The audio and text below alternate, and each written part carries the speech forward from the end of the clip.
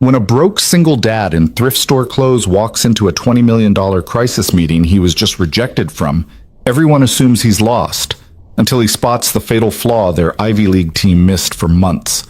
What happens next will either destroy him completely or prove that genius doesn't need a degree. If you want to see how far a father will go when his daughter's future is on the line, stay with me until the end of this story.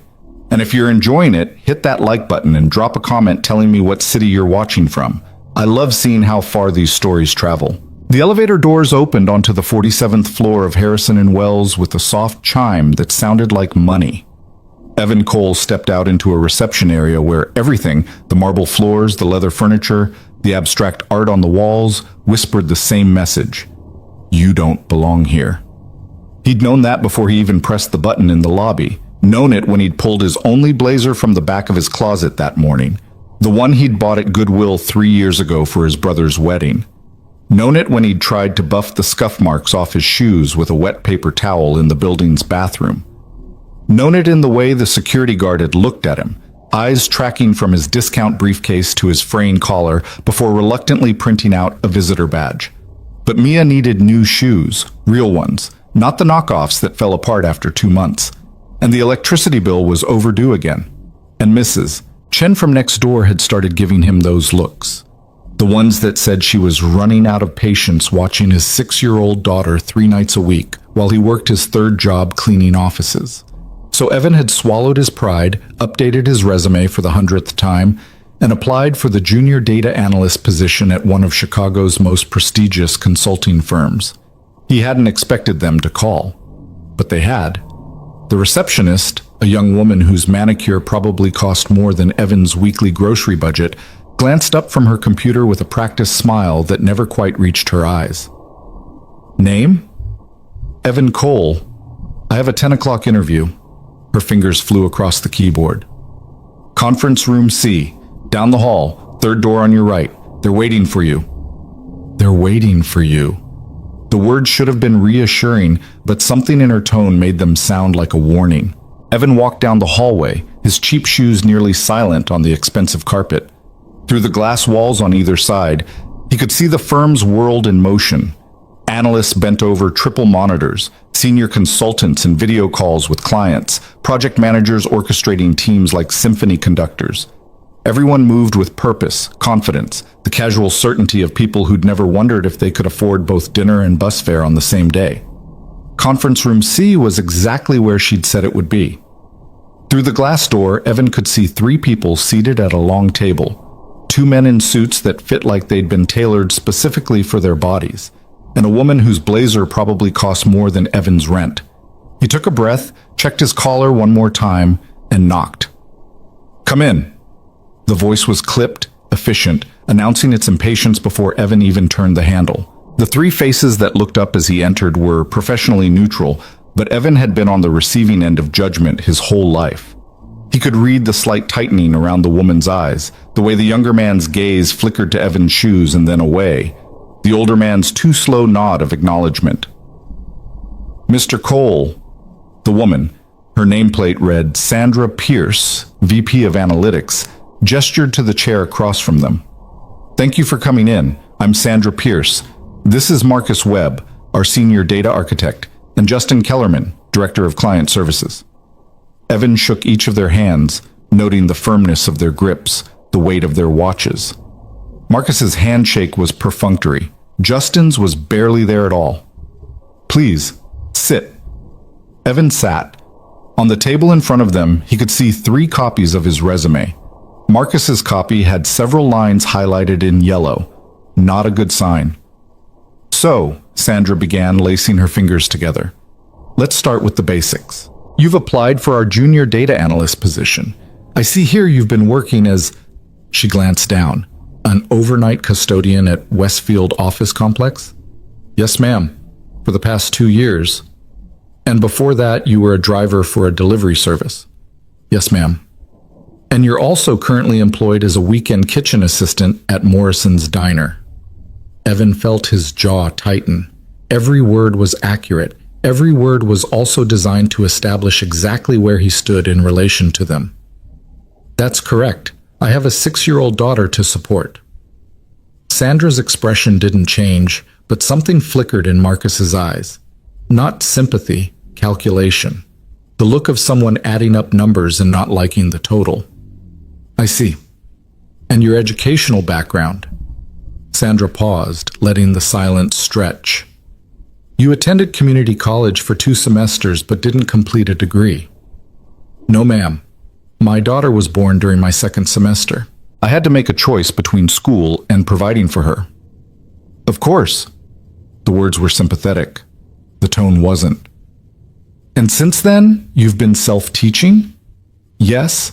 I've completed online courses in data analysis, statistics, Python, SQL, and machine learning fundamentals. I've built several personal projects. Personal projects. Justin cut in for the first time, his voice carrying the kind of condescension that came from 3 generations of family money and an MBA from Wharton. What kind of projects? Evan had prepared for this. He'd known they'd ask. I built a predictive model for optimal bus route timing using the CTA's public data, cut my commute by 20%.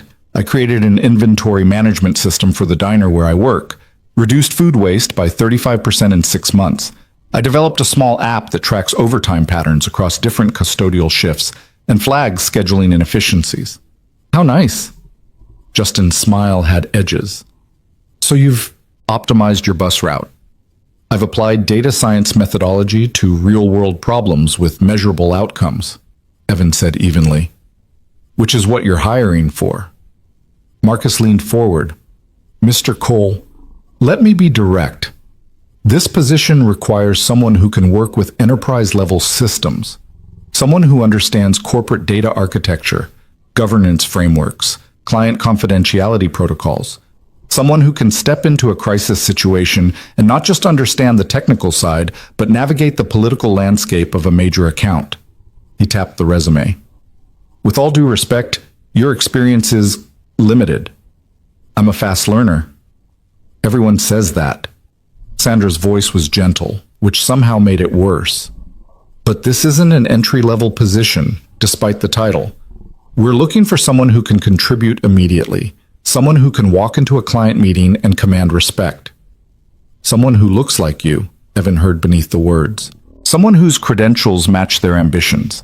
Someone who doesn't smell like commercial cleaning supplies and desperation. But he'd come this far. He'd paid for the bus fare, used a precious hour of vacation time from the diner, asked Mrs. Chen to pick Mia up from school. He wasn't leaving without taking his shot. I understand that I don't have traditional credentials, Evan said carefully, but I do have something else. I've spent the last 4 years solving problems with limited resources. I've learned to see patterns because I had to, not because a professor told me they were important. And I've built real solutions that real people use every day. Not case studies, not theoretical models, actual working systems. That's very admirable. Justin checked his watch, the gesture deliberate. But this firm bills clients $300 an hour for junior analyst time. Our reputation depends on every person who interacts with a client having the background to justify that rate. No offense, but you don't. The words landed like stones. Evan felt his face heat, but kept his voice level. Then maybe you're billing for the wrong things. Sandra's eyebrows rose. Excuse me? You're billing for credentials, not results. The client doesn't care where I went to school. They care if I can solve their problem. The client cares very much where you went to school, Marcus said flatly, because that's how they know you can solve their problem. That's how trust works in this industry. Is it? Evan met his eyes. Because from what I've read about Harrison and Wells, your value proposition is outcomes-based analytics. You promise measurable improvements. Your website says, we turn data into decisions. It doesn't say we have really impressive resumes. The silence that followed was sharp enough to draw blood. Mr. Cole, Sandra said finally, her professional warmth replaced with something colder. We appreciate you taking the time to come in today. We'll be in touch if we decide to move forward. It was a dismissal. Evan knew it. They knew he knew it. He stood, shook their hands again. Marcus's grip was even more perfunctory this time. Justin didn't bother looking up, and turned toward the door. That's when he saw her. Through the glass wall of the conference room, in the hallway beyond, stood a woman he hadn't noticed on his way in. She was maybe 40, with dark hair pulled back in a simple ponytail and sharp eyes that seemed to catalog everything they touched. Unlike everyone else in this building, she wasn't performing, wasn't projecting. She simply stood there, arms crossed, watching the interview with an intensity that made Evan's skin prickle. Their eyes met for just a second. Her expression gave nothing away. Then she turned and walked down the hallway, disappearing around the corner before Evan reached the door. "Close the door on your way out, please," Sandra called from behind him. Evan pulled the door shut with a soft click. The hallway was quiet, peaceful, insulated from everything messy and desperate and real. He could hear his own heartbeat in his ears, feel the hot pressure of humiliation in his chest. 3 jobs. 4 years of teaching himself at 2 a.m. after his daughter fell asleep. Hundreds of hours bent over free online courses, building projects nobody would ever look at. Convincing himself that skill mattered more than pedigree. And for what? To be dismissed in 15 minutes by people who'd decided he wasn't good enough before he'd even sat down. Evan was halfway to the elevator when the screaming started. Not actual screaming, this was a corporate office, where catastrophe announced itself in urgent voices and rapid footsteps rather than outright panic. But the effect was the same. Doors opened, people emerged from offices. The hallway that had been professionally quiet 10 seconds ago suddenly filled with motion, with tension, with the electric buzz of crisis. Complete collapse. Client pulled the entire contract. $20 million. Evan slowed, then stopped. Something was happening, something big. The woman who'd been watching his interview emerged from an office 20 feet away, her phone pressed to her ear. She was speaking too quietly for Evan to hear the words, but her body language told the story. Tight shoulders, sharp gestures, the controlled intensity of someone managing a disaster. Behind her, through the open office door, Evan could see into what looked like a crisis command center. A dozen people crowded around a conference table, all talking at once. Multiple laptops displayed charts, spreadsheets, presentation decks. And on the wall-mounted screen in letters large enough to read from the hallway, Project Horizon. Status. Terminated client decision. Contract canceled exposure. 20 forum. Evan had worked enough crisis nights. The grease fire at the diner, the water main break at the office complex, the time the delivery company's routing system crashed during holiday rush, to recognize the specific flavor of professional disaster. This was the corporate equivalent of everything catching fire at once. He should leave. Should walk to the elevator, go back to his life, forget this place and its people and the way they'd looked at him like he was something they'd scraped off their shoes. But through the open office door, past the crowd of expensive suits, Evan could see the screen more clearly now. Someone had pulled up what looked like a retention analysis, charts showing user engagement over time, cohort breakdowns, churn predictions. Project Horizon. He'd read about it in the trade press while preparing for the interview. Harrison & Wells had been hired by a fintech startup to analyze their customer retention and provide strategic recommendations. The startup had been counting on those recommendations to secure Series B funding. The contract was supposed to be H&W's biggest success story of the quarter, and now it was terminated. Evan took a step closer to the open door. Then another. Nobody noticed him. They were all too busy managing the fallout.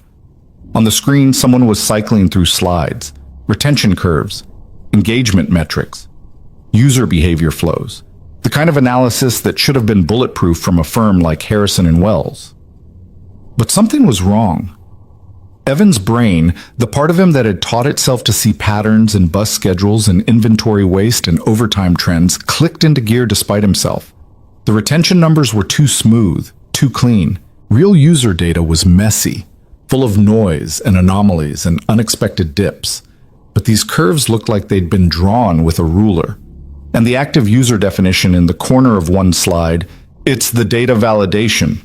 A male voice, sharp with frustration, cut through the noise. They're saying our retention numbers were inflated, that our model overcounted active users by... He paused, clearly reading from something. Significant margin. They're claiming we gave them false confidence in their unit economics. That's impossible, Sandra's voice. She'd left the interview room and joined the crisis. We ran that analysis 3 times, 3 independent reviews, Marcus personally validated the methodology. Well, someone made a mistake. Justin, sounding less polished now, more desperate. Because we just lost $20 million, and the client is threatening to publish a case study on how we failed them. Evan's eyes tracked back to the screen. The user retention chart was still visible, and now that he was looking at it with the context of the problem, he could see it. Not the mistake itself, not yet, but the shape of where a mistake would hide. He'd seen something similar in his bus route analysis back when he'd first started teaching himself data science. He'd been trying to predict optimal commute times and kept getting predictions that were just slightly off. Everything looked right on the surface, but the model kept telling him to catch buses that were already full. It had taken him 2 weeks to figure out that his active bus definition was wrong. He'd been counting any bus that moved at all as active, but some buses were just repositioning to depots. They were moving, but not picking up passengers. His model had been technically correct, but practically useless. Looking at the Project Horizon analysis, Evan could see the same shape of error. The retention curve was too confident, too clean, which meant their email deduplication process missed device-level duplicates. Evan didn't realize he'd spoken out loud until every head in the room turned toward him. The hallway went silent. Sandra Pierce stood in the doorway, staring at him like he'd materialized out of thin air. "What did you just say?" Evan's mouth went dry. He'd just interrupted a crisis meeting at a firm that had rejected him 5 minutes ago. Every rational part of his brain screamed at him to apologize and leave. But Mia needed shoes, and he'd just seen something that might actually matter. "The retention numbers," Evan said, forcing his voice to stay steady. "They're counting the same users multiple times. Your active user definition is tracking email addresses, but people use multiple devices, phone, tablet, laptop. If someone logs in from 3 devices, you're counting them as 3 active users instead of 1. Marcus Webb pushed through the crowd to the doorway. His face was red, his carefully maintained composure cracking. "Who the hell are you?" "He's nobody." Justin appeared beside Marcus. "He's the guy we just rejected for the analyst position. Security should have walked him out already." "I saw the chart," Evan said quickly, before they could shut him down. "Your retention curve is too smooth. Real user behavior is messier. The only way you get a curve that clean is if you're overcounting, tracking actions instead of actual people. And if you're doing email-based deduplication, you're missing all the device-level duplication that... This is absurd." Marcus turned to Sandra. "Call security. Now." But Sandra wasn't looking at Marcus. She was looking past Evan, down the hallway, to where the woman with the sharp eyes had reappeared. The woman who'd watched Evan's interview without saying a word. She walked toward them slowly, deliberately, her footsteps precise on the carpet. When she reached the doorway, the crowd parted automatically, instinctively. Not out of fear, out of respect. 10 minutes, she said quietly. Marcus blinked. "Excuse me?" "Give him 10 minutes to explain." The woman's eyes were on Evan now, measuring, calculating.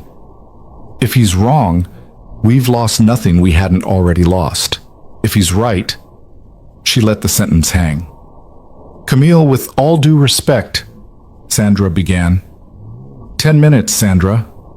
The woman, Camille, didn't raise her voice, but something in her tone made it clear the discussion was over. "Conference room A. Bring the full Project Horizon dataset." Then she turned to Evan. "You have 10 minutes to either save this firm $20 million or prove you're exactly as unqualified as everyone thinks. Which is it going to be?" Evan's heart was hammering so hard he could feel it in his throat. This was insane. He'd seen one chart for 30 seconds. He could be completely wrong. He could humiliate himself in front of the entire executive team. He could... "I'll need access to the raw data," he heard himself say. "Not just the summary charts. The actual query logic behind your active user definition and the deduplication process." Camille's expression didn't change, but something flickered in her eyes.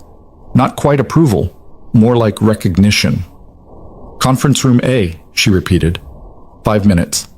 Then she walked away, and the crowd dissolved behind her, following like gravity. Evan stood in the hallway, his thrift store blazer suddenly feeling even more threadbare, his heart still pounding, his brain screaming that he'd just volunteered for the most public failure of his life. But he'd seen something. He was almost certain he'd seen something, and Mia needed shoes. Evan took a breath and walked toward conference room A. Conference room A was twice the size of the room where they'd rejected him, with a view of Lake Michigan that probably added 6 figures to the building's rent. The long table could seat 20, but only 10 people had gathered. Sandra, Marcus, Justin, 3 other analysts Evan didn't know, 2 people who looked like senior partners based on their age and the quality of their suits, and Camille. Camille sat at the head of the table, silent, watching. A laptop had been set up at the far end, facing the wall-mounted screen. Sandra gestured to it with the air of someone arming a bomb. Project Horizon Master Dataset. Full query logic, raw user tables, all deduplication processes. You have 9 minutes left. Evan sat down, his fingers already reaching for the keyboard. The laptop was probably worth more than his car. The software suite was premium tier, the kind of thing he'd only played with in free trials. But data was data, and a pattern was a pattern. He pulled up the query logic first, the code that defined active user for the retention analysis. It was clean, professional, exactly the kind of thing you'd expect from a top-tier consulting firm. And it was wrong. Here, Evan turned the laptop so the screen would project. The query code appeared on the wall in crisp professional formatting. SQL select distinct email address from user on actions where action date, EUL start date, and action type in, login, transaction, feature use. Group by email address. Having count was action date. So I chose 3. This is your active user definition, Evan said. It looks for users who performed at least 3 actions in the time period, and it deduplicates by email address. He paused. But it doesn't account for device-level duplication. Yes, it does. Marcus's voice was tight. That distinct clause removes duplicate email addresses. It removes duplicate email addresses, Evan agreed. But the source table, user actions, logs every action from every device separately. So if I log in from my phone at 8 a.m., my laptop at noon, and my tablet at 8 p.m., that's 3 actions. Your query sees 3 actions from 1 email address and marks me as active, which is correct. Exactly, Justin said. So what's the problem? The problem is scale. Evan pulled up the user actions table. How many rows are in this table for the analysis period? One of the unnamed analysts checked her laptop. 4.2 million actions. And how many unique email addresses did you identify as active users? 1.4 million. Sandra's voice was cautious now. Which gave us the retention rate we reported to the client. Evan nodded. Now run a query that deduplicates by device ID instead of email address. That's not standard practice, Marcus objected. Email is the primary user identifier. Do it anyway. The room went quiet. Then one of the senior partners, a silver-haired man whose expression had been growing more thoughtful, nodded to the analyst. Run it. Her fingers flew across the keyboard. The query executed. Results populated. 1.5 million unique devices, she read, her voice careful. For 1.4 million users. Evan leaned back. That's your first problem. You have more devices than users, which means your active user count is inflated. You're counting some people multiple times because they use multiple devices. That's a 7% difference, Justin said quickly. 7% doesn't explain. That's not the only problem. Evan pulled up another query. Your retention calculation is based on how many active users returned in subsequent periods. But you're not just tracking whether they returned, you're tracking whether they performed 3 or more actions, and you're counting each device separately. He modified the query, adding device-level groupings. If I use my phone every day but my laptop once a month, you're counting me as 2 different user patterns. One highly engaged user on mobile, one barely engaged user on desktop. And your retention curve is averaging those patterns together, which smooths out the real variation. The analyst ran the modified query. The retention curve that appeared on the screen was jagged, irregular, dropping sharply in weeks 3 and 4 before stabilizing. Nothing like the smooth, confident curve in the original analysis. That's... Sandra trailed off, staring at the screen. That's the real retention pattern, Evan finished. Users are dropping off faster than you reported. Your active user count was inflated by device-level duplication, and your retention rate was inflated by counting multi-device users as multiple engagement patterns. Marcus had gone very pale. How much? How much what? How much did we overcount? Evan turned back to the laptop. His hands were shaking now. Adrenaline, fear, the surreal sensation of being right about something that mattered, but he forced them steady. He rebuilt the query from scratch, adding proper device fingerprinting, true user-level deduplication, engagement scoring that accounted for device patterns. The numbers that appeared made the room go silent. Real active user count, 970,000, not 1.4 million. That's... Justin did the math in his head, his face draining of color. That's a 31% inflation. And real retention rate, Evan clicked through to the corrected curve. 68% at 6 months, not 91. Sandra sat down heavily. We told them they had best-in-class retention. We told them their unit economics could support aggressive scaling. We told them...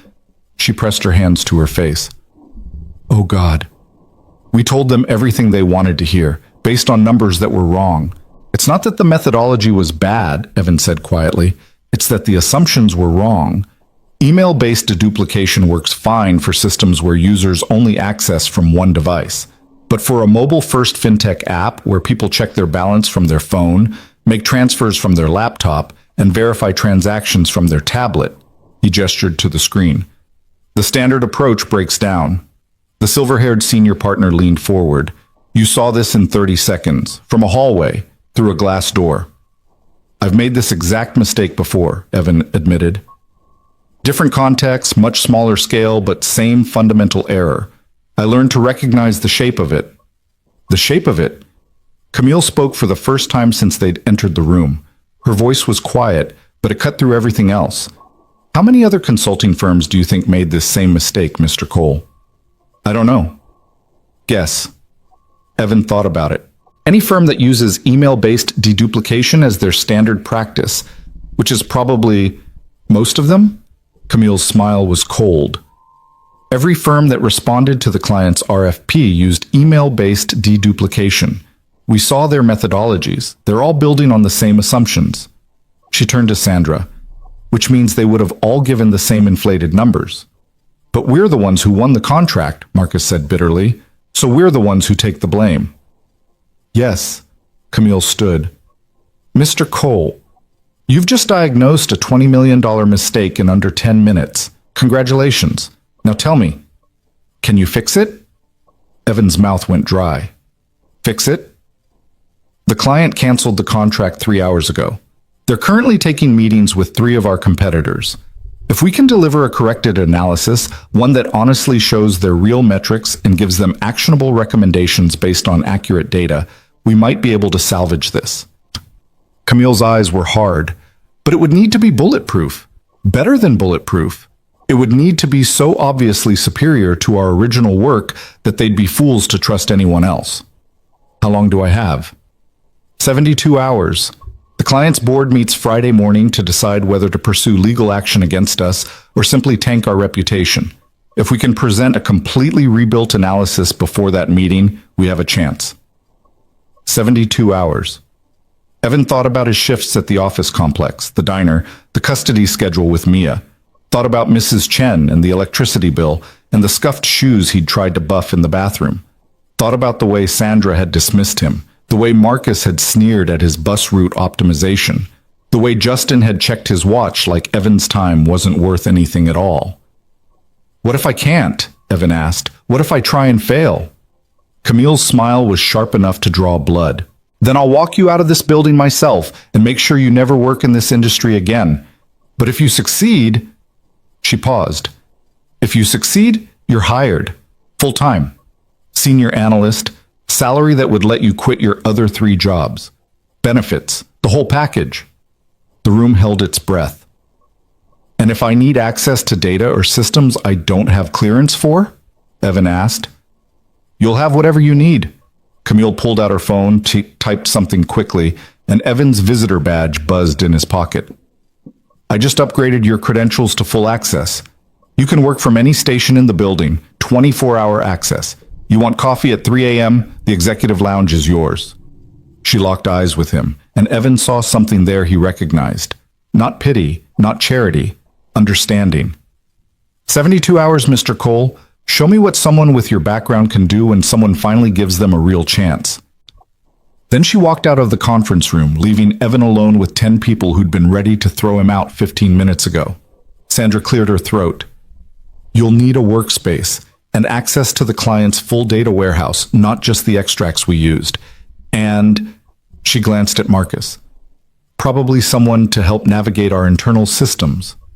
I'll manage. Evan's voice sounded steadier than he felt. Just point me to a desk. They set him up in a small office on the 43rd floor. Not quite executive level, but not the bullpen either. Probably someone's office who was out on client work. The computer was high-end, the monitor enormous, the chair the kind of ergonomic masterpiece that cost more than Evan's monthly rent. As soon as the door closed behind the last analyst, Evan pulled out his phone and called Mrs. Chen. Mr. Cole, is everything okay? I need a favor. A big one. Evan closed his eyes. Can you watch Mia for the next 3 nights? I'll pay you double, triple, whatever you need, but I have a situation at work. A pause. You got the job? Maybe, if I don't screw this up, but I need these 3 days. Mia is always welcome here. You know that. You just focus on your work. And Mr. Cole? Her voice softened. Make them see what I see. Evan hung up and sat in the expensive chair, staring at the enormous monitor, feeling the weight of 72 hours pressing down on him like gravity. Then he opened the Project Horizon dataset and got to work. The first thing he did was rebuild the user table from scratch. Not just fixing the deduplication error, completely rethinking how to define an active user in a way that actually meant something. Email-based tracking was out, device fingerprinting was in. But that alone wasn't enough. He needed to distinguish between genuine engagement and empty activity. Someone who checked their balance 50 times a day wasn't necessarily more engaged than someone who made one thoughtful transaction. Evan built a weighted scoring system. Logins counted for something, but transactions counted for more. Feature exploration signaled interest. Support ticket creation signaled problems. Payment failures signaled risk. He pulled in every data point he could find and started building a model that didn't just count actions, it measured meaning. By midnight, his eyes were burning and his back ached from the unfamiliar luxury of the ergonomic chair. But he'd rebuilt the active user definition, and the numbers were starting to make sense. Real active users, 982,000. Close to his initial estimate. Real retention at 6 months, 67.3%. Not great, but honest. But the client wouldn't pay $20 million for honesty. They'd pay for insight. For recommendations they couldn't get anywhere else. Evan pulled up the corrected retention curve and started looking for patterns. Where were users dropping off? Why? What separated the 67% who stayed from the 33% who left? The answers were in the data. He just had to find them. At 2 a.m., a knock on the door made him jump. He turned to find Camille standing in the doorway, holding 2 cups of coffee. Still here, she observed. I have 60 hours left. I know. She set 1 coffee on his desk. Drink. You look like you're running on fumes. Evan picked up the cup, real coffee, not the break room sludge he was used to, and took a grateful sip. Thank you. Camille pulled up a chair and sat, studying the monitor. How bad is it? The original numbers? Bad. 31% overcounting, 23 percentage point inflation on retention. Evan gestured to his rebuilt model. But the real data isn't terrible. The client's product is solid. Their retention is industry average, which means they have room to improve, but they're not bleeding users. Can you tell them how to improve? Maybe. Evan pulled up a segmentation analysis he'd started. I need to understand why users leave. The data's here, but I need more time to map the patterns. Camille was quiet for a moment, her eyes on the screen. Then, why did you come back? What? After the interview, you were walking to the elevator. You could have left, should have left. But you came back. Why? Evan thought about lying. about giving her some professional answer about seeing an opportunity or wanting to prove himself. But it was 2 in the morning and he was too tired for anything but truth. "I needed it to mean something," he said quietly. 4 years of teaching myself at night. 4 years of being told I wasn't good enough. I needed one person, just one, to look at what I could do instead of what I didn't have." He met her eyes. "You gave me 10 minutes. That's more than anyone else ever gave me." Camille's expression softened, just slightly. "You know why I gave you those 10 minutes? No? Because 20 years ago, I was you." She took a sip of her own coffee. "Different circumstances. Same position. I was a first-generation immigrant, single mother, working 3 jobs, teaching myself at night. I applied to this firm 6 times, got rejected 6 times. The 7th time, someone took a chance on me." She gestured to the office around them. "Now I own 40% of the company." Evan stared at her. "Don't waste your time trying to impress them," Camille continued. "Don't waste your time being angry at them. Just do the work. Do it better than anyone else could. That's the only thing that matters."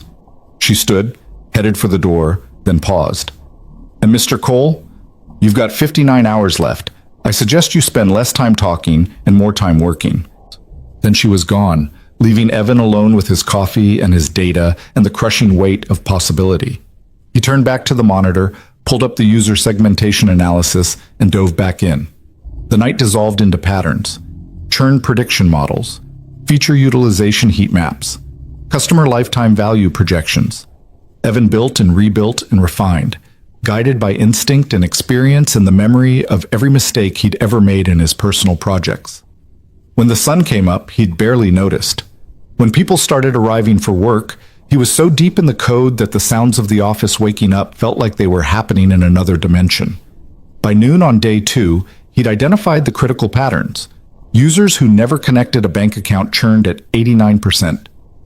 Users who made at least one transaction in their first week had 81% 6-month retention. Users who engaged with the budgeting tools were worth 3.2x as much in lifetime value. The recommendations practically wrote themselves. Optimize onboarding to drive bank connection, incentivize first-week transactions, surface budgeting features more prominently. But that wasn't enough. Every consulting firm could see those patterns with clean data. Evan needed something more, something that would make the client understand that what Harrison and Wells offered now was so far beyond what they'd delivered before that it wasn't even the same product. He needed the model to be predictive, not just explaining what had happened, but forecasting what would happen next. Who was about to churn? Who was about to become a power user? Who was a hidden gem waiting to be activated? That required machine learning. Real machine learning, not just the basic regression models most consulting firms threw around. Evan had taught himself ML fundamentals on YouTube and free courses, had built a few toy models, but he'd never worked with production-scale data or enterprise tools, never had access to the kind of computing power that made complex models feasible. Until now. He pulled up the firm's ML pipeline, custom-built, enterprise-grade, exactly the kind of thing he'd dreamed about using, and started building. Day 2 became day 3, became the early hours of Friday morning. Evan's eyes burned, his body ached. He'd lived on coffee and vending machine snacks and the occasional sandwich that mysteriously appeared on his desk, probably courtesy of Camille or one of the analysts who'd started checking on him with increasing frequency. But the model worked. He'd built a churn prediction engine that could identify at-risk users 30 days before they left with 84% accuracy. A lifetime value forecaster that segmented users into value tiers with 91% confidence. An engagement scoring system that didn't just measure activity, it measured potential. And then, because he was too tired to second-guess himself, he built one more thing. A dashboard. An interactive, visual, gorgeous dashboard that let the client explore their own data, drill down into segments, test scenarios, and see in real time how different strategies would impact retention. It was the kind of thing he'd always wanted to build, but never had the tools for. The kind of thing that would make the analysis feel alive instead of static. At 4 a.m. Friday morning, with 3 hours until the client meeting, Evan ran the final validation checks, found no errors, and allowed himself to close his eyes for 30 seconds. When he opened them again, someone was shaking his shoulder. "Mr. Cole, wake up." Sandra Pierce stood over him, looking exhausted herself. Behind her, Marcus and two other analysts were setting up the conference room for the presentation. "What time is it?" Evan's voice came out rough, his throat raw from 3 days of too much coffee and not enough water. 6:30. Client arrives at 7. Camille wants to review your work before they get here. Sandra's expression was unreadable. "Whatever you built, I hope it's good, because if this doesn't work, we're all going down together?" Evan stood, his body protesting every movement. "It's good. How do you know?" He pulled up the dashboard on the conference room screen. The retention curves, the churn predictions, the lifetime value segmentation, all flowing together in an interface that made complex data feel simple. "Because it's the kind of thing I wish I'd had when I was building my bus route model," Evan said quietly. "It's not just analysis. It's a tool they can use, a system they can grow with, something that gets better the more they use it." Sandra stared at the screen. Then she pulled out her phone and typed quickly. 30 seconds later, Camille appeared in the doorway. She didn't say anything, just walked to the screen and started clicking through the dashboard, her expression neutral, her eyes moving fast. 5 minutes passed. Then 10. Finally, she turned to Evan. "Client arrives in 15 minutes. You're presenting." "Me?" Evan's stomach dropped. "I thought you built it. You present it." Camille's voice was firm. "They need to see that this isn't just the same firm that failed them with a fresh coat of paint. They need to see that we've fundamentally rethought our approach. And that starts with having the person who actually did the work explain what they did and why it matters." "But Evan gestured to his rumpled clothes, his 3-day stubble, his complete lack of corporate polish. "I'm not." "You're exactly what you need to be." Camille cut him off. "You're someone who rebuilt their entire analytical foundation in 72 hours because you understood the problem better than anyone else in this building. That's what they need to see." Evan took a breath, thought about Mia and Mrs. Chen and the electricity bill and the scuffed shoes in the bathroom. Thought about 4 years of being told he wasn't good enough. "Okay," he said, "I'll do it." At precisely 7 a.m., the client arrived. 3 people. The CEO, a sharp-eyed woman named Miranda Chen, her CFO, a careful man named James Porter, and their head of product, a younger guy named Alex, something who looked like he hadn't slept in a week. They did not look happy to be there. Camille made the introductions, smooth, professional, giving nothing away, and gestured to the conference room. "Thank you for agreeing to meet with us," she began. "I know trust has been damaged. I know we gave you analysis that turned out to be fundamentally flawed. And I know that you have every right to walk out of this room and never speak to us again." Miranda's expression didn't change. "Then why are we here?" "Because in the 72 hours since you canceled our contract, we've done something most consulting firms never do." Camille gestured to Evan.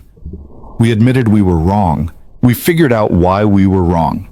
And we rebuilt everything from scratch. This is Evan Cole. He's going to show you what we should have delivered in the first place."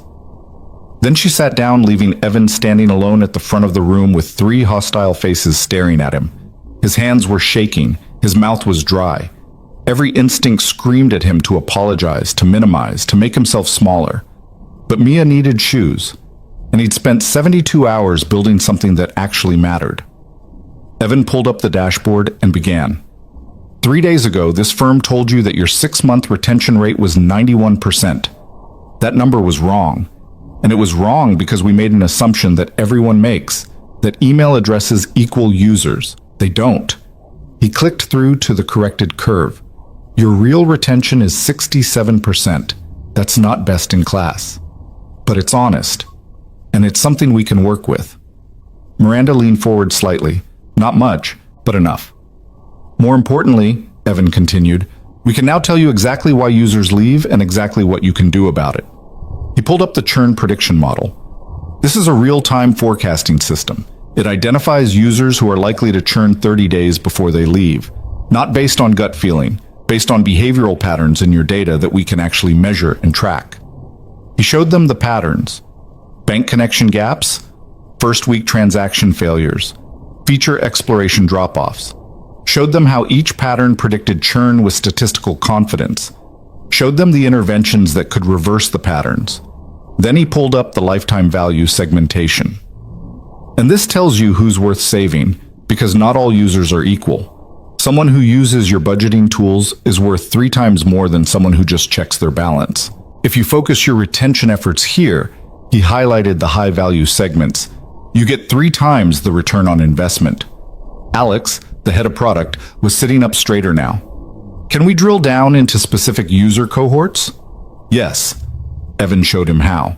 The dashboard responded in real time, filtering and recalculating, showing exactly how different user groups behave differently. And can we model what happens if we change our onboarding flow? James, the CFO, asked carefully. Yes. Evan pulled up the scenario modeling tool. Tell me what you want to test. For the next 30 minutes, they threw scenarios at him. Evan answered every one, the dashboard responding fluidly, the data telling stories that were finally, actually true. When they finished, Miranda sat back in her chair and looked at Camille. This is what you should have delivered the first time. Yes, Camille said simply. It is. And you built this in 3 days. Evan built this in 3 days. Miranda turned to Evan. Her expression was still hard, but something in her eyes had shifted. Why should we trust you now? You failed us once. Evan thought about giving her a corporate answer, about promises and process improvements and lessons learned. But it was still too early in the morning, and he was still too tired for anything but truth. Because I've made this exact mistake before, he said quietly. On a much smaller scale, with much lower stakes, but the same fundamental error. I built a model that was technically correct but practically useless because I was measuring the wrong thing. He gestured to the dashboard.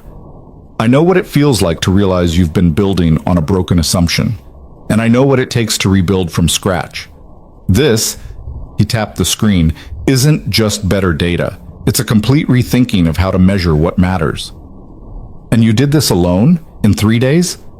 I had access to the firm's systems and data. But yes, I did the work. Miranda exchanged a glance with James and Alex. Some silent communication passed between them. Then she turned back to Camille. We need to discuss internally.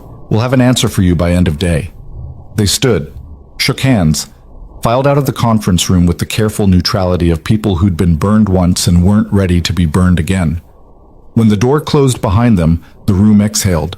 Sandra dropped into a chair. Marcus leaned against the wall.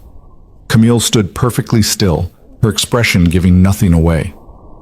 Well, Sandra said finally, that went better than expected. Did it? Marcus's voice was tight.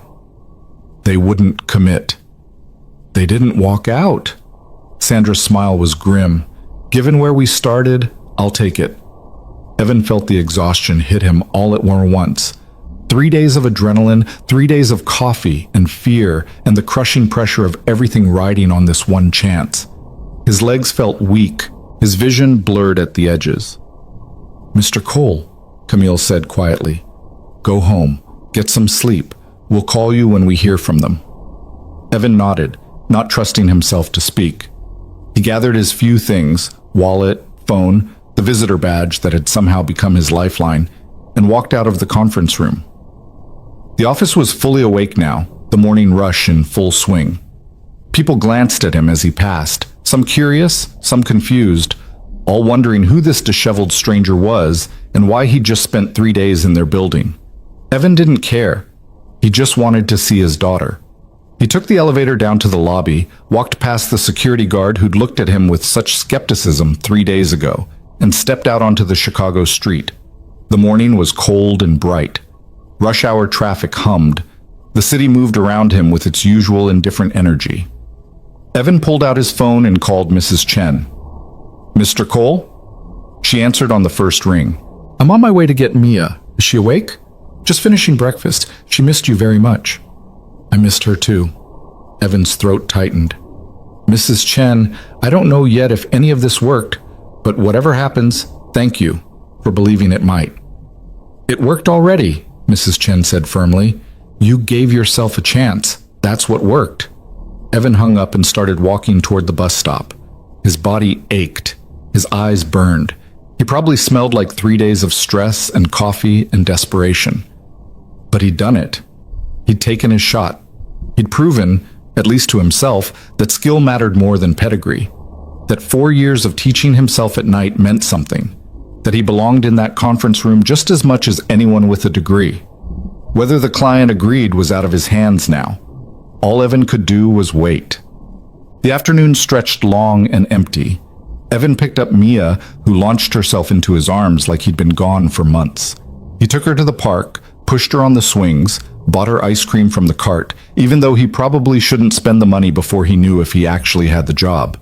But she was happy, chattering about everything Mrs. Chen had let her do, and that was worth more than financial sense. His phone stayed silent. By evening, as Evan was putting Mia to bed, he'd convinced himself it was over. The client had decided to go with someone else, or pursue legal action, or simply move on. Harrison and Wells would limp forward with a damaged reputation, and Evan would go back to his 3 jobs and his thrift store blazer and the endless grind of proving himself to people who'd already decided he wasn't worth their time. He just closed Mia's bedroom door when his phone buzzed. A text from an unknown number. Conference room A, 7 a.m. tomorrow. C.H. Camille Hart. Evan stared at the message, his heart suddenly pounding. Tomorrow. 7 a.m. That could mean anything. Could be good news. Could be bad news. Could be... His phone rang. Same number. Hello? Mr. Cole? Camille's voice was crisp, businesslike, revealing nothing. The client called. We have their answer. I'll tell you tomorrow. Can't you just... Tomorrow, Mr. Cole. 7 a.m. Don't be late. She hung up before he could respond. Evan sat on his couch in his small apartment, his phone warm in his hand, and tried not to hope too hard. But hope was like gravity. You couldn't fight it forever. Evan arrived at Harrison and Wells at 6:45, wearing the same thrift store blazer he'd worn to the interview, but with a fresh shirt he'd ironed twice. His hands were steady as he pressed the elevator button, steadier than they'd been 3 days ago, but his heart hammered against his ribs with a rhythm that felt like possibility and terror in equal measure. The 47th floor was quiet at this hour. The reception area empty except for early morning light streaming through the windows. Evan walked down the familiar hallway, past the conference room where they'd rejected him, past the office where he'd spent 72 hours rebuilding everything, until he reached conference room A. The door was open. Camille sat at the head of the table, alone, 2 cups of coffee in front of her. She gestured to the chair beside her without preamble. Sit. Evan sat, accepted the coffee she pushed toward him, waited. Camille took a long sip from her own cup, her eyes on the windows and the city beyond. When she finally spoke, her voice was carefully neutral. The client called at 4:30 yesterday afternoon. Miranda, James, and Alex spent 6 hours reviewing your work, stress testing the models, running their own scenarios through the dashboard. She paused. They found 3 minor errors in your validation logic. Evan's stomach dropped. They fixed them. Camille's lips curved slightly. And then they called back to tell me that your work, even with those corrections, was the most rigorous analysis they'd ever received from any consulting firm. Not just from us. From anyone. She turned to face him. They're reinstating the contract. $20 million over 2 years with one condition. What condition? You lead the implementation, full technical oversight. They want the person who built the models to be the person who ensures they work in production. Camille's expression was unreadable. They trust you, Mr. Cole. They don't trust us, but they trust you. The words hit Evan like a wave. He'd been braced for rejection, for the careful corporate language that meant thanks but no thanks, for the door closing just as finally as it had opened. I don't understand, he said quietly. 3 days ago, you rejected me for an entry-level position. Now you want me to lead a $20 million implementation? 3 days ago, you were a risk, Camille's voice was blunt. Today, you're the only reason we still have a client. The math isn't complicated. She pulled a folder from beside her chair and slid it across the table. This is your offer. Senior data analyst with lead technical responsibility for Project Horizon. Salary is $95,000 base plus performance bonuses tied to client retention. Full benefits, including health insurance for you and your daughter. 3 weeks PTO. And, she paused, a signing bonus of $15,000. Half when you sign, half at 6-month review. Evan opened the folder with shaking hands. The numbers swam in front of his eyes.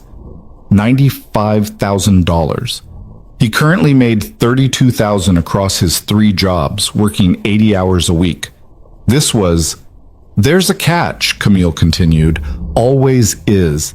You'll be working with Marcus Webb as your technical supervisor. He's not happy about it. Neither is Justin Kellerman. Half the senior team thinks promoting you this fast is a mistake that will blow up in our faces. Her eyes were hard. They're waiting for you to fail. And if you do, they'll use it to prove that credentials matter more than talent. And what do you think? Evan asked. I think you have 72 hours to learn what most analysts take 6 months to learn. I think you'll be thrown into client meetings where people will question your authority because you don't have a degree. I think you'll face sabotage, bureaucracy, and 100 small humiliations from people who resent what you represent. Camille's voice softened, just slightly. But I also think you're exactly the kind of person this industry needs. Someone who solves problems instead of performing credentials. Someone who actually cares about getting the answer right instead of getting the credit. She tapped the folder. So yes, Mr. Cole, I think you'll succeed, but it won't be easy. Evan stared at the offer letter, at the numbers that represented everything he'd been working toward for 4 years. Everything that would let him quit the custodial job, the delivery shifts, the weekend kitchen work. Everything that would let him pick Mia up from school himself, instead of relying on Mrs. Chen's kindness. Everything that would mean new shoes, actual savings, the breathing room to be a parent instead of just a provider. When do I start? Camille's smile was sharp and approving. Monday, 8 a.m. Wear something better than that blazer. Your signing bonus will clear by this afternoon, so you have no excuse. She stood, extending her hand. Welcome to Harrison & Wells, Mr. Cole. Try not to make me regret this. Evan shook her hand, his grip firm despite the trembling in his chest. I won't. We'll see. The weekend passed in a blur of logistics and stunned disbelief. Evan took Mia shopping, real shopping, at a department store instead of the thrift shop, and bought himself 2 proper suits, 4 dress shirts, 2 pairs of shoes that didn't have scuffs. Bought Mia the sneakers she'd been eyeing for months, the ones with the lights in the heels. Bought groceries without checking his bank balance first, paid Mrs. Chen triple what he owed her, and watched her cry when she realized what it meant. You did it, she said, gripping his hands. You really did it. I got lucky, Evan said. No. Mrs. Chen's voice was fierce. You got your chance. There's a difference. On Sunday night, after Mia fell asleep, Evan sat at his small kitchen table and wrote his resignation letters. 1 to the custodial company, 1 to the delivery service, 1 to Morrison's diner. The words felt surreal on the page, like he was writing fiction instead of fact. But Monday morning arrived with relentless reality. Evan walked into Harrison & Wells at 7:45, wearing his new suit and carrying a leather portfolio he'd bought specifically to not look out of place. The security guard who'd scrutinized him last week nodded pleasantly. The receptionist smiled with actual warmth. The elevator felt less like a judgment and more like transportation. But when Evan reached the 47th floor, the welcome ended. Marcus Webb stood outside conference room C, arms crossed, his expression a careful mask of professional courtesy that didn't quite hide the resentment underneath. Mr. Cole, welcome to your first day. His tone made it clear that welcome was purely procedural. We need to discuss how this is going to work. Evan followed Marcus into the conference room. Sandra Pierce was already there, along with 2 analysts Evan didn't know. A woman in her late 20s with sharp eyes and carefully neutral expression, and a man about Evan's age who looked at him with unconcealed curiosity. This is Rachel Kim, Marcus said, gesturing to the woman. She'll be your primary technical support on Project Horizon, and this is David Chang, who handles client communications. He sat down, not inviting Evan to do the same. Let me be clear about the situation. You've been hired at a senior level based on 1 successful crisis intervention. That's unprecedented in this firm's history. It's also, in my professional opinion, premature. Marcus, Sandra warned. No, he needs to hear this. Marcus's voice was firm. Mr. Cole, you have technical talent. No one disputes that. But talent isn't enough in this industry. You need to understand corporate politics, client management, team dynamics. You need to know when to push back and when to defer. You need to navigate internal processes that can make or break a project regardless of how good your analysis is. He leaned forward, and you need to prove that your success wasn't a fluke. One good project doesn't make a career. I understand, Evan said evenly. Do you? Marcus's eyes were hard. Because here's what's going to happen. You're going to lead Project Horizon's implementation. That means you'll present to the client every week. You'll justify every technical decision. You'll manage Rachel and coordinate with David. And you'll do it while the entire senior team watches for mistakes. He paused. I will be supervising your work. Every model you build, every recommendation you make, goes through me first. Not because I don't trust you. Well, actually, that's exactly why. You've proven you can handle a crisis. Now prove you can handle the daily grind. The room went quiet. Rachel shifted uncomfortably. David studied his laptop. Sandra's expression was carefully blank. Evan took a breath and met Marcus's eyes. What do you need from me? The question seemed to catch Marcus off guard. What? You're my supervisor. You're responsible for my work. If I fail, it reflects on you. Evan kept his voice steady. So tell me what you need. What standards do I need to meet? What processes do I need to follow? What mistakes should I avoid? He paused. I'm not here to prove you wrong, Mr. Webb. I'm here to do the job. If you can help me do it better, I'm listening. Something shifted in Marcus's expression. Not warmth, not yet, but a slight easing of the hostility. You'll submit all technical documentation to me for review before client delivery, Marcus said finally. You'll copy me on all client communications. You'll attend the Friday team review meetings and present your progress. And, he paused, you'll ask for help when you need it, instead of trying to hero through everything alone. Done. Good. Marcus stood. Rachel will get you set up with your workspace and credentials. Your first client meeting is Wednesday. That gives you 2 days to prepare a presentation on implementation timeline and technical architecture. I want to see it by Tuesday at 5. Then he walked out, leaving Evan with Sandra, Rachel, and David. Sandra exhaled slowly. That went better than I expected. Did it? Rachel's voice was dry. He didn't throw anything. I'm counting it as a win. Sandra turned to Evan. Marcus is a good technical lead, rigorous, detail-oriented, high standards, but he's also spent 15 years climbing the ladder the traditional way, degrees, certifications, paying dues. Your hiring challenges everything he believes about how careers should work. So he hates me. He's threatened by you, Sandra corrected. There's a difference. Hate is personal. This is professional, which means you can manage it if you're smart. She gathered her things. Do good work. Be humble. Ask questions. Don't give him ammunition. She paused at the door. And Evan, don't try to prove you're the smartest person in the room. Just prove you're the most useful. That's what matters. After she left, Rachel gestured for Evan to follow her. Come on, I'll show you your desk. They walked through the office, past clusters of analysts bent over their work, past project managers in glass-walled offices, past the executive suite where Camille's corner office commanded views of the lake and the city. Rachel stopped at a workspace near the windows. Not a private office, but a good desk with a high-end computer and enough space to spread out. This is you, Rachel said. Login credentials are in the envelope. Network access should be live. If you have issues, call IT. She hesitated. Look, I know this is weird, you being hired like this, but I've seen your work on Project Horizon. The models are solid, better than solid. She met his eyes. So I'm willing to give you a chance, just don't make me regret it. I'll try not to. Good. Rachel almost smiled. First piece of advice, the coffee in the break room is terrible. There's a good place 2 blocks south. And second piece of advice, Marcus isn't wrong about the politics. Technical skills will get you in the door, but office dynamics will determine whether you stay. Watch, listen, and don't assume everyone wants you to succeed."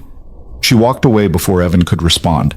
Evan sat down at his new desk, logged into his new computer, and opened his new email account. His inbox was already full: client documentation, project files, meeting invitations, a dozen threads he'd been added to overnight. The reality of what he'd signed up for settled over him like weight. He wasn't just building models in isolation anymore. He was part of a team, part of a hierarchy, part of a system with its own rules and rhythms. He'd have to learn to navigate personalities, manage expectations, balance technical perfection with practical constraints, and he'd have to do it while being constantly watched for failure. Evan pulled up the Project Horizon files and started reading. Tuesday afternoon, 5 o'clock exactly, Evan sent Marcus his presentation for the Wednesday client meeting. 15 slides covering implementation timeline, technical architecture, data integration requirements, and risk management. He'd built it carefully, running every number twice, checking every claim against the documentation, making sure there was nothing, absolutely nothing, that Marcus could use as evidence that Evan didn't know what he was doing. At 5:30, his desk phone rang. "Mr. Cole? My office. Now." Marcus's office was on the 49th floor, in the senior analyst suite where the carpet was thicker and the silence more expensive. Evan took the stairs. It felt presumptuous to take the elevator for 2 floors, and found Marcus's door open. Marcus sat behind his desk, Evan's presentation displayed on his monitor. His expression was unreadable. "Sit." Evan sat. Marcus clicked through the slides slowly, not speaking, just reading. The silence stretched. Evan's palms started to sweat. Finally, Marcus looked up. "Where did you learn to structure technical presentations?" "I taught myself. Watched examples online, studied how other firms formatted their deliverables." "It shows." Marcus's tone was flat. "Your content is excellent. Your technical specifications are thorough. Your risk management section is better than what most analysts produce after 5 years." He paused. "But your formatting is inconsistent. You have 3 different fonts across the deck. Your color scheme doesn't match the firm's style guide. And your timeline visualization is confusing. The Gantt chart flows right to left instead of left to right." Evan felt his face heat. "I'm sorry, Stop." Marcus held up a hand. "I'm not criticizing to be petty. I'm criticizing because this matters. When you present to a client, they're not just evaluating your technical work. They're evaluating your professionalism, your attention to detail, your ability to fit into their world." He pulled up the firm's presentation template. "You need to learn our standards. Use this template for everything. Follow the style guide. Make your work look like it belongs here, because that's the first thing clients notice." "I understand." "Do you?" Marcus leaned back. "Because here's what I need you to understand, Mr. Cole. Your technical skills got you hired, but consistency, professionalism, and reliability will keep you employed. Crisis heroes are impressive, but what clients actually need is someone who shows up every day and does solid work without drama." He turned his monitor so Evan could see it. "I've reformatted your presentation. Study the changes. Learn the patterns. Next time I expect you to get it right the first time." Evan looked at the revised slides. The content was identical, but Marcus had transformed them. Cleaner fonts, consistent spacing, visual flow that guided the eye naturally. It looked professional in a way Evan's version hadn't. "Thank you," Evan said quietly, "for fixing it instead of just sending it back." Something flickered in Marcus's expression. "I told you I'd supervise your work. That means helping you succeed, not setting you up to fail." He closed the presentation. "But Evan, and I'm using your first name now because this is off the record, you're going to make mistakes. You're learning on the job in a way most analysts don't have to. That's fine. What's not fine is pretending you know things you don't or being too proud to ask for help." He met Evan's eyes. "I didn't want you hired. I made that clear. But you're here now and you're my responsibility. So I'm going to push you hard and I'm going to expect excellence. But I'm also going to teach you what you need to know. If you're willing to learn." Evan swallowed hard. "I'm willing." "Good. Get out of here. Client meeting tomorrow at 10. Conference room A. Wear your good suit." "Dad, Wednesday morning, Evan arrived at conference room A at 9:30 wearing his better new suit, the charcoal one that the saleswoman had promised made him look professional instead of just dressed up. Rachel was already there, setting up the display. David stood by the window, reviewing notes on his tablet. "Ready?" David asked. Evan's stomach churned. "As ready as I'll be." "First client presentation is always brutal," David said matter-of-factly. "They're going to push back on everything, test whether you actually know what you're talking about. Just stick to the data and you'll be fine." "What if they ask something I don't know?" "Then you tell them you'll research it and get back to them by end of day." David looked up. "The worst thing you can do is bluff. Clients can smell bullshit from a mile away, and it destroys trust faster than anything else." At 9:55, Miranda Chen walked in with James Porter and Alex something Evan still hadn't caught his last name. They looked more relaxed than during the crisis meeting, but their eyes were still sharp, still evaluating. Camille and Sandra entered behind them. Marcus came in last, taking a seat in the back corner where he could observe without participating. "Good morning," Miranda said, settling into her chair. "Let's see what you've built." Evan pulled up his presentation, Marcus's revised version, and began. He walked them through the implementation plan, step by step. Data integration timeline, model deployment architecture, testing protocols, training schedule, risk mitigation strategies.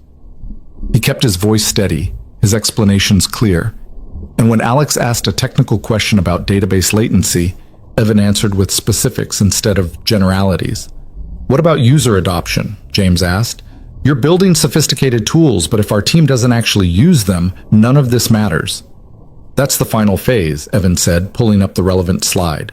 "We're planning 3 training sessions. One for executives focused on strategic insights, one for analysts focused on technical operation, and one for product managers focused on practical application. Each session is hands-on, using real data from your system, so people learn by doing instead of just listening." "Who runs those sessions?" Miranda asked. "I do, with support from Rachel for the technical deep dives." "Why you?" Miranda's tone wasn't hostile, just curious. "Why not someone more senior?" Evan glanced at Camille. Her expression gave nothing away. "Because I built the system," Evan said carefully.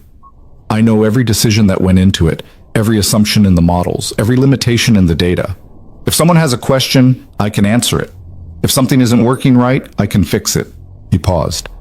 "And because your team needs to trust that this isn't just a consulting product you'll use for 6 months and then abandon, you need to see that there's a real person behind it who cares whether it works." Miranda studied him for a long moment. Then she nodded. "Fair enough. Continue." The presentation lasted 90 minutes.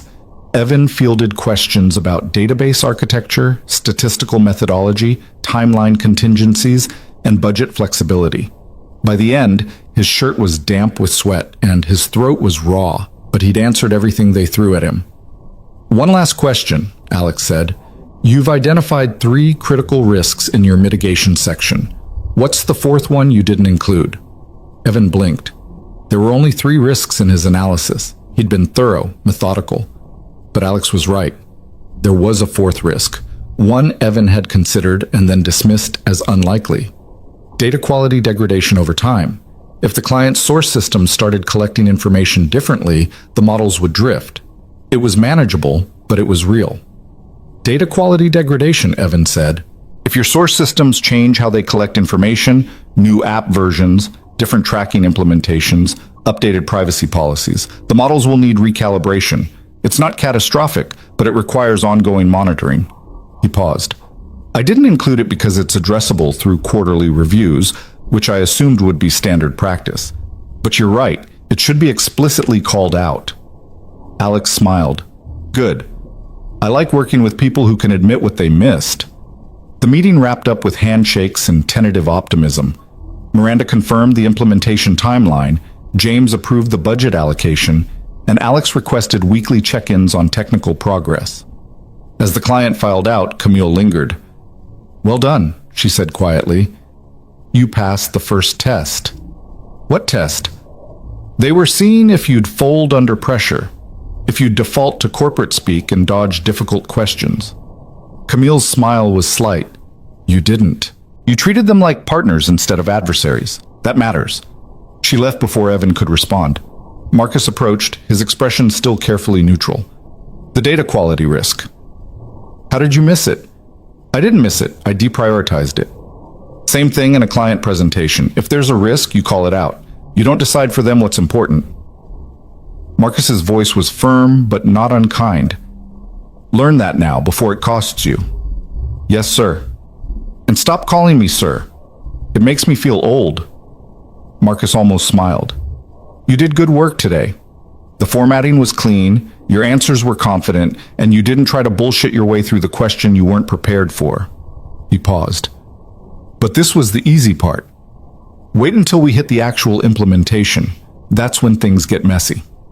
Marcus was right. The implementation was a mess. Not because the technical work was wrong, Evan's models were solid, his architecture sound, but because deploying sophisticated analytics into a real company meant navigating 1,000 tiny conflicts that had nothing to do with data and everything to do with people. The client's IT team didn't trust external database connections. Their security team demanded additional encryption that slowed query performance by 40%. Their product managers wanted real-time dashboards that required infrastructure upgrades the CFO wouldn't approve.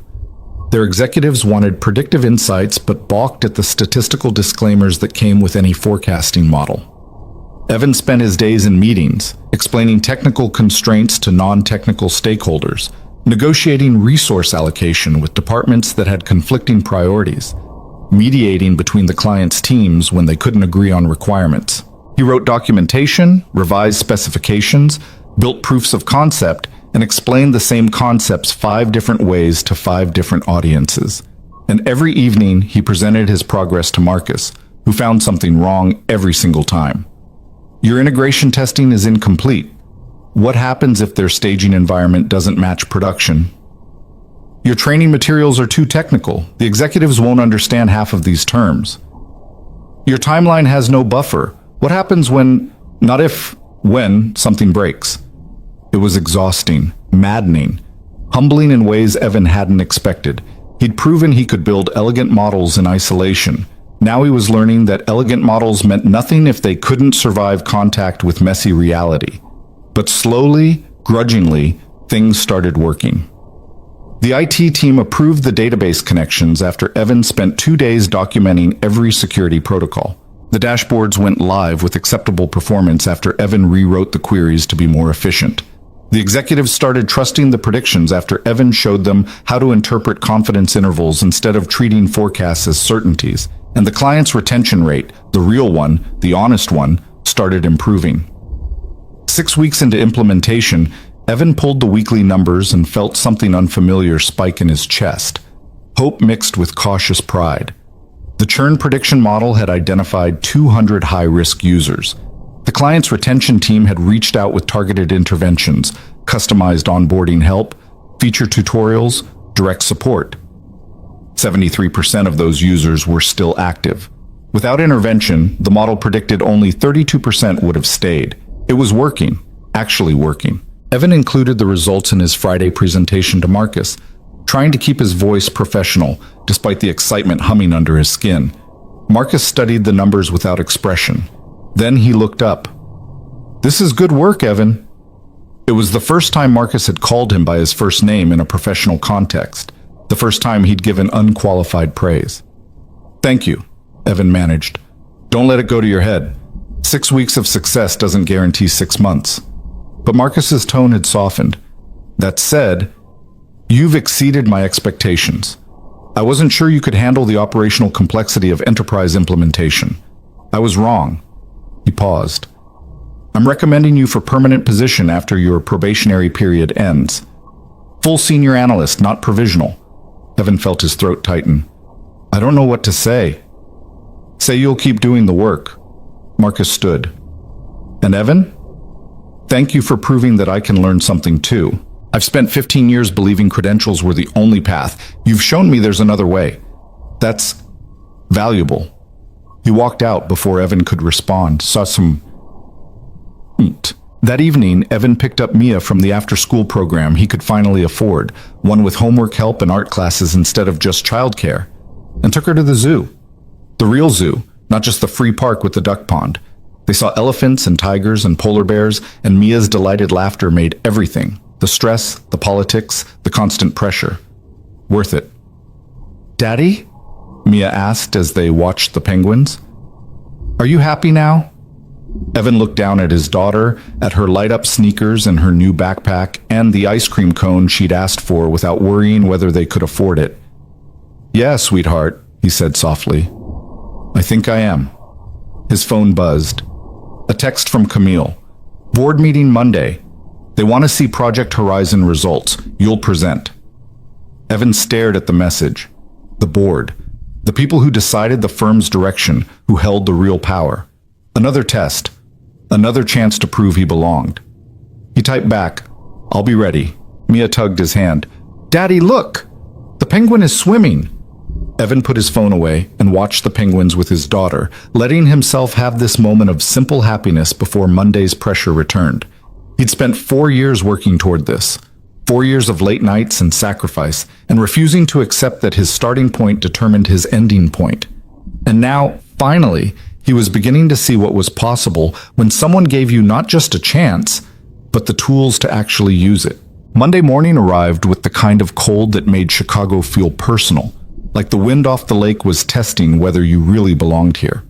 Evan stood in front of his bathroom mirror, adjusting his tie for the 3rd time, and tried to calm the nervous energy coursing through him. The board meeting was at 10. Camille had sent him the attendee list yesterday. 7 board members, 3 senior partners, and the firm's founder, Richard Harrison, who rarely attended operational meetings but apparently wanted to see the Project Horizon results himself. Mia appeared in the doorway, still in her pajamas, clutching the stuffed penguin they'd bought at the zoo. "You look fancy, Daddy." Evan turned and crouched down to her level. "I have an important meeting today, with the people who run the whole company." "Are you scared?" He thought about lying, about giving her the confident answer a parent was supposed to give. But Mia was 6 and smart, and she'd spent enough of her life watching him struggle that she deserved honesty. "A little bit," he admitted. "But being scared just means something matters, and this matters a lot." Mia hugged him, her small arms tight around his neck. "You're going to do great. You always do great when things are important." Evan held his daughter close, wondering when she'd become wise enough to say exactly what he needed to hear. Then he kissed her forehead, grabbed his portfolio, and headed out to prove her right. The 49th floor conference room where board meetings were held was different from the spaces Evan had worked in before. The table was solid mahogany instead of glass, the chairs were leather that probably cost more than his first car, and the walls were lined with photographs of the firm's history, groundbreaking projects, important clients, moments that had defined Harrison and Wells over 30 years. Evan arrived 20 minutes early and spent the time reviewing his presentation one final time. He'd built it over the weekend with Marcus's feedback incorporated, every slide formatted to perfection, every claim backed by data, every recommendation tied to measurable outcomes. It was the best work he'd ever done, and he was still terrified it wouldn't be enough. At 9:50, people started filtering in. Camille entered first, nodded to Evan with an expression that gave nothing away, and took her seat. Sandra followed, then Marcus, then 3 senior partners Evan knew by reputation, but had never spoken to directly. The board members arrived in a cluster, distinguished older professionals who carried themselves with the weight of decades in consulting, finance, and corporate leadership. And finally, at 9:58, Richard Harrison walked in. He was in his 70s, silver-haired and sharp-eyed, moving with the careful precision of someone who'd built an empire and had no intention of watching it crumble. He took the seat at the head of the table, folded his hands, and looked directly at Evan. "Mr. Cole, I've heard interesting things about you." Evan's mouth went dry. "I hope they were mostly good things, sir." "Mostly." Richard's expression didn't change. "I've also heard you were hired under highly unusual circumstances, promoted faster than any analyst in this firm's history, and given responsibility for a project that nearly destroyed our reputation." He paused. "I'm here to see if that was brilliance or desperation on Ms. Hart's part." Camille's expression remained neutral, but something flickered in her eyes. This wasn't just about Evan. This was about whether her judgment, her willingness to take a risk on someone unconventional, had been vindicated or exposed as reckless. Let's begin, Richard said. You have 45 minutes to convince me that Project Horizon was worth salvaging. Evan stood, pulled up his presentation, and took a breath. 8 weeks ago, Harrison and Wells lost a $20 million contract because our analysis was built on flawed assumptions. We told the client their retention was 91% when it was actually 67%. We told them their active user count was 1.4 million when it was actually 970,000. Evan pulled up the comparison slides. We didn't lie. We didn't fabricate data. We simply failed to question our methodology until it was too late. He clicked to the next slide. This is what we should have delivered from the beginning. Device-level deduplication. Engagement scoring that measures meaning instead of just activity. Churn prediction that identifies at-risk users 30 days before they leave. Customer lifetime value segmentation that tells the client who's actually worth retaining. Evan walked them through the implementation, step by step, the technical architecture he'd built, the integration challenges they'd overcome, the training program that had gotten the client's team actually using the tools instead of ignoring them. Then he pulled up the results. In the 8 weeks since deployment, the client has used our churn prediction model to target high-risk users with retention interventions. Of the 423 users identified as likely to churn, 308 are still active. Without intervention, we predicted only 136 would have stayed. He paused. That's a 41% improvement in retention for the targeted cohort. One of the board members, a woman with severe glasses and a skeptical expression, leaned forward. What's the false positive rate? 22%. We flagged 93 users as high risk who would have stayed anyway. But the cost of a false positive, reaching out to a user who doesn't actually need help, is minimal compared to the cost of missing a true positive. Evan pulled up the financial analysis. Even accounting for false positives, the intervention program has a return on investment of 312% based on customer lifetime value. And this model will continue to perform as the business scales? Another board member asked. Yes, with quarterly recalibration. As user behavior evolves, we'll need to retrain the model, but the architecture is designed for that. It's not a static analysis, it's a living system that gets smarter over time. Richard Harrison had been silent throughout the presentation, his expression unreadable. Now he spoke. What did you learn from this project, Mr. Cole? The question caught Evan off guard. He'd expected technical challenges, methodology questions, implementation details, not philosophy. I learned that being right about the data isn't enough, Evan said carefully. The original analysis was technically correct based on the assumptions we made, but those assumptions were wrong, and that made everything built on top of them wrong too. He paused. I learned that the most important question isn't how do we analyze this data? It's, are we measuring the right thing in the first place? And what else? Evan thought about the past 8 weeks, the meetings where he'd been the youngest person in the room by 15 years, the moments where his lack of credentials had been used to question his authority, the nights he'd stayed late rebuilding queries because someone had pointed out a flaw he should have caught earlier. I learned that consulting isn't about being the smartest person in the room. It's about making the client successful, even when that means admitting you were wrong, even when that means rebuilding everything from scratch, even when that means asking for help because you don't actually know everything. Evan met Richard's eyes. I learned that humility matters more than confidence, and that the willingness to learn is worth more than the pretense of already knowing. The room was quiet for a moment. Then Richard nodded slowly. Ms. Hart, you hired this man over significant internal objections. Explain your reasoning.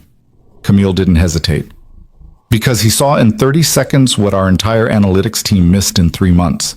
Because he had the courage to speak up when he could have walked away. Because he did in 72 hours what would have taken most analysts 6 weeks. She paused. And because I've spent my career watching talented people get overlooked because they didn't check the right boxes. Mr. Cole represents exactly the kind of thinking this firm needs. Practical problem solving over credentialism, real-world application over theoretical perfection. And the risk? Richard asked. What if he fails on the next project? What if this was luck rather than skill? Then we'll have learned something valuable about our hiring practices. Camille's voice was steady. But I don't believe it was luck. I believe Evan succeeded because he approached the problem without the assumptions that come from traditional training. He didn't know what couldn't be done, so he did it anyway. Richard turned back to Evan. Mr. Cole, I'm told you worked 3 jobs to support your daughter before joining this firm. Custodial work, delivery driving, restaurant kitchen. Yes, sir? And you taught yourself data science at night, after your daughter went to bed, using free online courses and personal projects. Yes, sir. Why? The question was simple. The answer wasn't. Because I needed to believe that where you start doesn't determine where you end up, Evan said quietly. Because I needed my daughter to see that you can change your circumstances if you're willing to work for it. Because, he paused, searching for words that would capture 4 years of exhaustion and hope and desperation. Because I refused to accept that the best I could do was survive. I wanted to build something, even if it was just a better life for my kid. Richard studied him for a long moment. Then he turned to address the room. I founded this firm 32 years ago because I believed consulting could be more than selling expensive advice that no one implements. I believed we could actually solve problems, deliver real value, make our clients better at what they do. He gestured to Evan's presentation, still displayed on the screen. This is what I meant. Not perfect analysis, not impressive credentials, actual results that matter. He stood, and everyone else stood with him reflexively. Mr. Cole, your probationary period is over. You're hired permanently. Senior analyst with full partnership track eligibility. Richard's voice was firm. But understand something. You're going to face resentment. You're going to be tested constantly. And you're going to have to prove yourself on every project, because people will assume this was a fluke until you show them otherwise. He paused. Can you handle that? Yes, sir. Good. Because this firm needs more people like you. People who solve problems instead of performing expertise. Richard nodded to Camille. Ms. Hart, your judgment is vindicated. Continue finding talent wherever it exists, regardless of pedigree. He looked around the table. This meeting is adjourned. As the board members filed out, several stopped to shake Evan's hand, some with genuine warmth, others with polite professionalism that didn't quite hide their skepticism. Marcus lingered, his expression thoughtful. Partnership track, he said quietly. That's unprecedented for someone at your level. I didn't ask for it. No, but you earned it. Marcus extended his hand. Congratulations. And for what it's worth, I'm glad I was wrong about you. After everyone left, Camille remained, standing by the windows overlooking the city. You did well, she said without turning around. Thank you for believing in me when no one else did. Don't thank me yet. Camille turned to face him. Partnership track means visibility. It means every project you touch will be scrutinized. It means you're no longer just the person who saved Project Horizon. You're the person who represents a new way of doing things, and people will fight that. I understand. I don't think you do. Not completely. Camille walked closer. When I was hired 20 years ago, I faced the same resistance. Every success was dismissed as luck. Every mistake was proof I didn't belong. It took me 8 years to make partner, twice as long as my peers, because I had to be twice as good to be considered half as qualified. Her voice softened. I'm telling you this not to discourage you, but to prepare you. The path forward isn't going to be easy, but it's possible. I'm proof of that. What do I need to do? Keep your head down and do excellent work. Build relationships across the firm, not just with people who already support you. Take on projects that scare you. Ask for feedback and actually implement it. Camille paused. And remember that you're not just building a career, you're proving that talent can come from anywhere. That matters more than you think. She left, and Evan stood alone in the boardroom, surrounded by photographs of the firm's history, feeling the weight of what he'd just stepped into. Partnership track. The possibility of actually belonging here, not just as an employee, but as an owner. The chance to shape the firm's direction instead of just following it. But also the target on his back. The expectation that he'd fail. The assumption that his success so far had been aberration rather than capability. Evan pulled out his phone and texted Mia's teacher, asking if he could pick her up early from school. Then he texted Mrs. Chen, thanking her again for everything she'd done. Then he sat down in one of the expensive leather chairs and let himself feel the full weight of what had just happened. He'd done it. Actually done it. Gone from rejected job applicant to permanent senior analyst with partnership potential in less than 3 months. But Camille was right. The hard part was just beginning. Chat. The celebration that evening was quiet. Just Evan and Mia at their favorite pizza place, the one with the arcade games and the cheap slice deals. Evan told his daughter about the meeting, simplified enough for a 6-year-old but honest about what it meant. "So you get to stay at your job forever?" Mia asked, her mouth full of pepperoni. "Not forever, but for as long as I keep doing good work." "You always do good work, Daddy." "I try, sweetheart. But sometimes trying isn't enough. Sometimes you have to actually succeed." Mia considered this with the seriousness she brought to important questions. "But you did succeed. They said so." "They did. But now I have to keep succeeding. Again and again. Every time." "That sounds hard." "It is hard." Evan reached across the table and squeezed her hand. "But you know what makes it easier? Knowing that I'm doing it for you. So you can have a better life than I did. So you never have to worry about whether we can afford new shoes or whether the electricity will stay on." Mia smiled, and the simple trust in her expression made Evan's chest tighten. She believed in him completely, the way only children could believe in their parents, before the world taught them to be skeptical.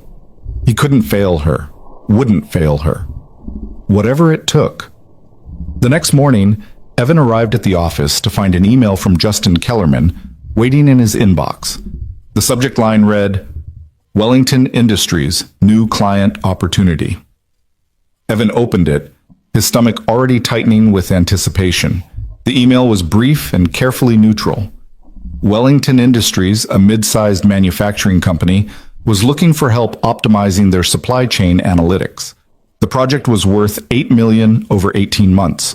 Justin had been handling the initial conversations, but Wellington's CEO had requested someone with hands-on technical expertise to lead the implementation. Justin was recommending Evan. The email ended with a line that felt loaded.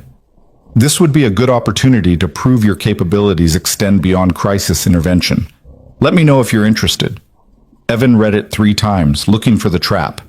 Justin had been openly hostile during the interview, had made it clear he thought Evan's hiring was a mistake, had barely acknowledged Evan's existence during the Project Horizon implementation. And now he was handing Evan a significant new client opportunity. Either Justin had genuinely changed his mind about Evan's capabilities, or this was a setup designed to expose Evan's limitations. Evan called Rachel, who picked up on the second ring. "Did you see the Wellington email?" he asked. "Yep. And before you ask, yes, it's weird. Justin doesn't hand out opportunities to people he doesn't respect." Rachel paused. "My guess? The board meeting changed some calculations. You're no longer just the crisis guy who got lucky. You're someone Richard Harrison personally endorsed. That makes you politically useful. So this is about politics, not ability." "Everything here is about politics. But that doesn't mean the project isn't real or important." Rachel's voice turned serious. "Look, Wellington is a solid client. The work is straightforward. Supply chain optimization isn't sexy, but it's valuable. If you do it well, you build credibility. If you screw it up, Justin gets to say, 'I told you so,' and your partnership track momentum stalls. Great. No pressure. Welcome to senior analyst life. Every project is a test." Rachel softened. "But Evan, you can do this. Supply chain analytics is just pattern recognition at scale. You've been doing that since your bus route days." Evan hung up and stared at the email. He could say no. Could stick with Project Horizon until it was completely stable. Avoid taking on risk until he'd built more experience. But that wasn't why Camille had hired him. That wasn't why Richard had put him on partnership track. Evan hit reply and typed, "I'm interested. When can we meet with the client?" The Wellington Industries pitch meeting was scheduled for Thursday afternoon at their corporate office in the western suburbs. Evan spent the intervening days researching everything he could find about their business: manufacturing processes, supply chain structure, competitor analysis, industry trends.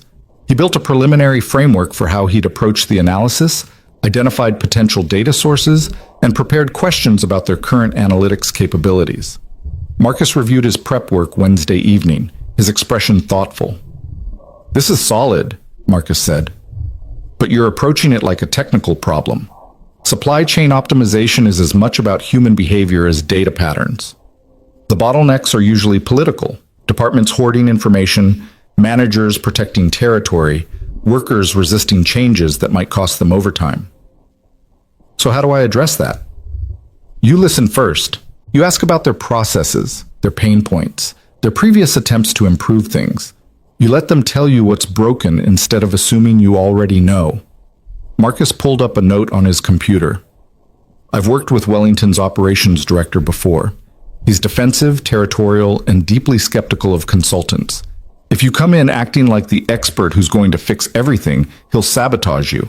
But if you come in asking to learn their world, he might actually help you. That's the opposite of how most consulting works. Most consulting fails." Marcus met Evan's eyes. "You've succeeded so far because you solve real problems instead of performing expertise. Don't change that approach now." Thursday afternoon, Evan and Justin drove out to Wellington's facility together. The car ride was awkward, filled with the kind of professional small talk that revealed nothing and meant less. But as they pulled into the parking lot, Justin finally said something real. "You know why I recommended you for this project?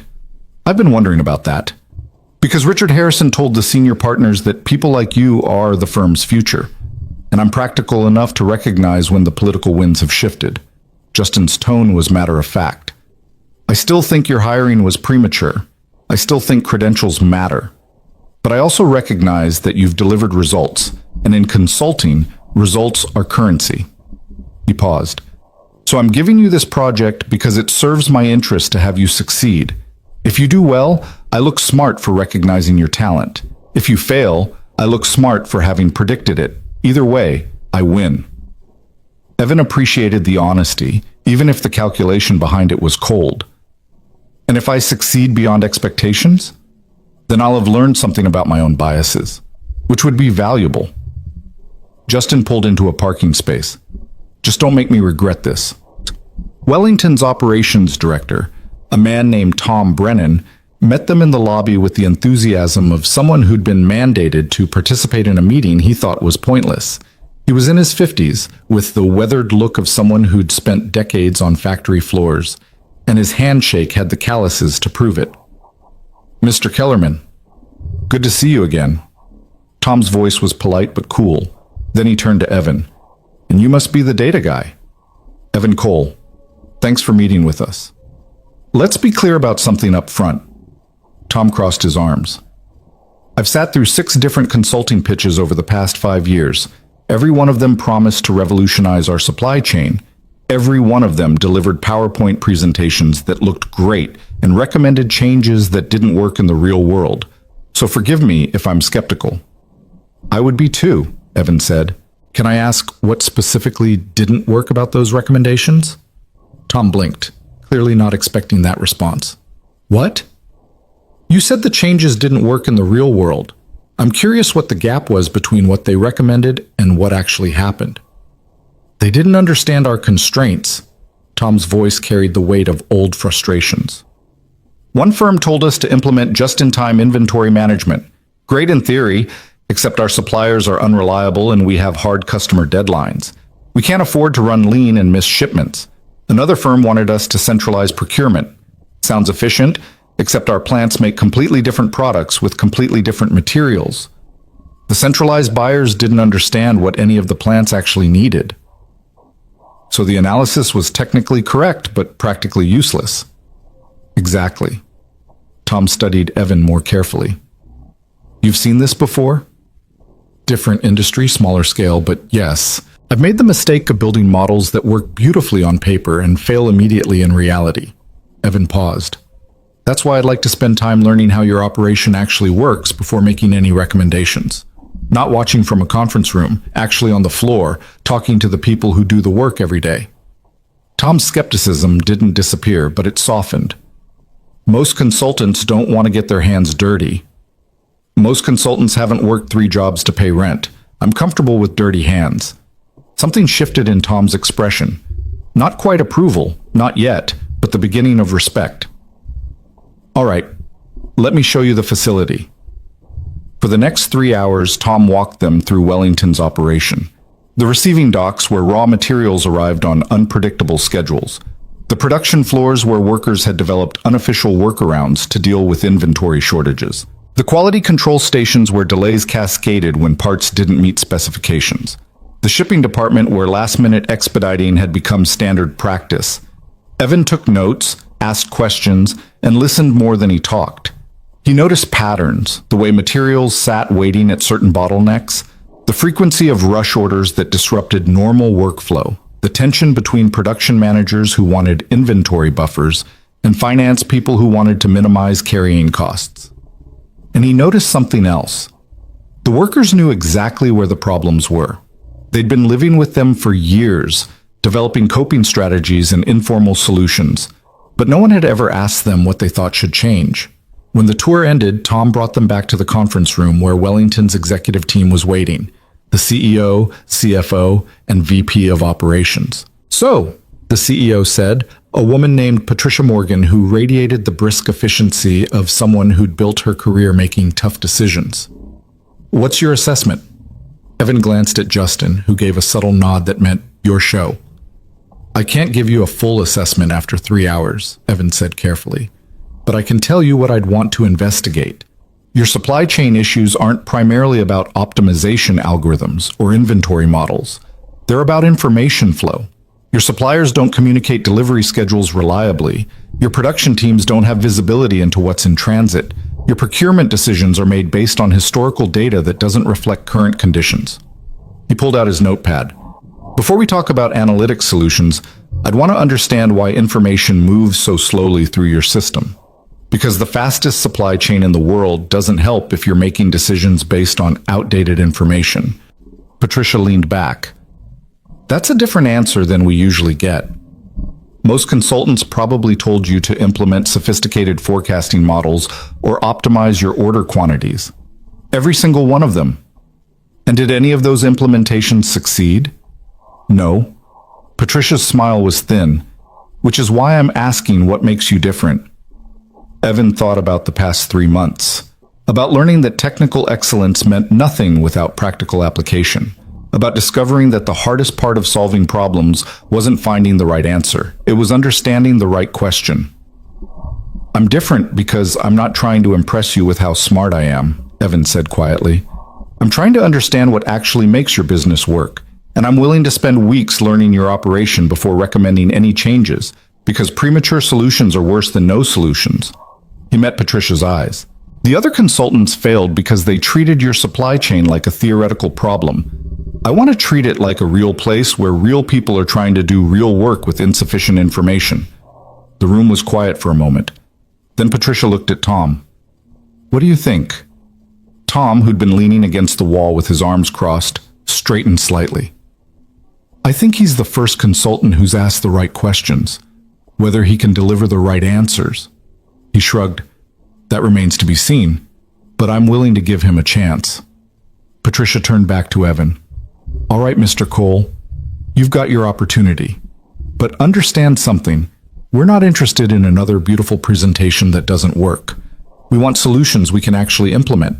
Solutions that make our people's jobs easier instead of harder. Can you deliver that? Evan felt the weight of the question. This wasn't about technical capability. This was about whether he could bridge the gap between analytical insight and operational reality. Whether he could take what he'd learned on Project Horizon and apply it to a completely different context. I believe I can, Evan said, but I'll need access to your systems, your data, and your people. Real access, not just scheduled meetings. I need to see how things actually work, not how your documentation says they should work. Done. Patricia stood and extended her hand. Welcome to Wellington Industries, Mr. Cole. Don't make us regret this. The handshake was firm, professional, and carried the weight of $8 million in expectations. On the drive back to the city, Justin was uncharacteristically quiet. Finally, as they hit traffic on the expressway, he spoke. That was well done. Thank you. I mean it. You handled Tom perfectly. You didn't oversell, you didn't pretend to have answers you couldn't possibly have, and you made them feel heard. Justin paused. I've been doing this work for 12 years. It took me 6 years to learn what you just did naturally. I had good teachers. Evan thought about Marcus's advice, Camille's warnings, Sandra's guidance, and I've made enough mistakes in my personal projects to know what happens when you build solutions before understanding problems. Still, Justin merged lanes, his expression thoughtful. You're changing how I think about talent development. I've always believed the traditional path, top schools, prestigious internships, climbing the ladder step by step, was the only way to build real expertise. But you're proving there's another path, one that might actually produce better consultants because it's grounded in practical problem solving instead of theoretical frameworks. Does that mean you don't think my hiring was premature anymore? Justin smiled slightly. Ask me again after Wellington. 1 successful project is data. 2 is a pattern. But you're building a case. They drove in comfortable silence after that, and Evan watched the city skyline grow closer, feeling something unfamiliar settle in his chest. Not quite confidence. He'd learned too much about how easily confidence could turn into arrogance. Not quite certainty. There were too many ways this could still go wrong. But maybe, just maybe, the beginning of belonging. The sense that he wasn't just surviving in this world anymore. He was starting to understand how it worked. And more importantly, how to make it work for people like him. People who brought talent instead of credentials, solutions instead of pedigree, practical wisdom instead of theoretical perfection. The Wellington Project would be his chance to prove it wasn't a fluke. That Project Horizon wasn't luck, but capability. That he could take what he'd learned and apply it somewhere new, somewhere different, somewhere that would test whether his approach was genuinely valuable or just circumstantially appropriate. As they pulled into the parking garage at Harrison and Wells, Evan's phone buzzed with a text from Mia's after-school program. Your daughter drew a picture of you at work. She says you're a superhero who helps people with computers. Thought you'd want to know. Evan smiled and saved the message. Not a superhero, just a dad trying to build a life worth having. A consultant trying to solve real problems for real people. A man who'd been given a chance and was determined not to waste it. That would have to be enough. The Wellington Project consumed Evan's life in ways Project Horizon hadn't. Where Horizon had been a crisis sprint, intense, focused, with clear boundaries and a definite endpoint, Wellington was a marathon through mud. Every discovery led to 3 more questions. Every solution exposed 2 new problems. The supply chain wasn't just inefficient, it was a tangled web of dependencies, workarounds, and institutional knowledge that existed only in people's heads. Evan spent his first 2 weeks on site at Wellington's facilities, arriving before the morning shift and staying past the evening changeover. He shadowed receiving clerks who could predict late deliveries by which trucking company was on the manifest. He interviewed production supervisors who kept unofficial spreadsheets tracking which suppliers consistently sent substandard materials. He sat with procurement managers who explained with barely concealed frustration how the corporate purchasing system forced them to buy from approved vendors even when those vendors were unreliable. The deeper Evan dug, the more he understood why 6 previous consulting firms had failed. They'd treated Wellington's supply chain like a technical puzzle. Optimize this variable, adjust that parameter, implement this software. But Wellington's real problem was cultural. Decades of making do with broken systems had created a workforce that trusted their own informal solutions more than any corporate initiative. Information hoarding wasn't malicious. It was survival. People held on to their knowledge because they'd learned that sharing it usually meant being blamed when things went wrong. On a Thursday afternoon in his 3rd week, Evan sat in Tom Brennan's office, reviewing his findings. He'd filled 3 notebooks with observations, built a dozen preliminary data models, and identified approximately 47 distinct bottlenecks in the information flow. The scope of the problem felt overwhelming. So what's the verdict? Tom asked, his tone suggesting he already expected bad news. Are we beyond saving or just mostly hopeless? Neither. Evan pulled up a diagram on his laptop, a visual map of how information moved, or failed to move, through Wellington's operation. You're not broken. You're incredibly resilient. Your people have built a system of workarounds that keeps things running despite having almost no real-time visibility into your supply chain. That's impressive.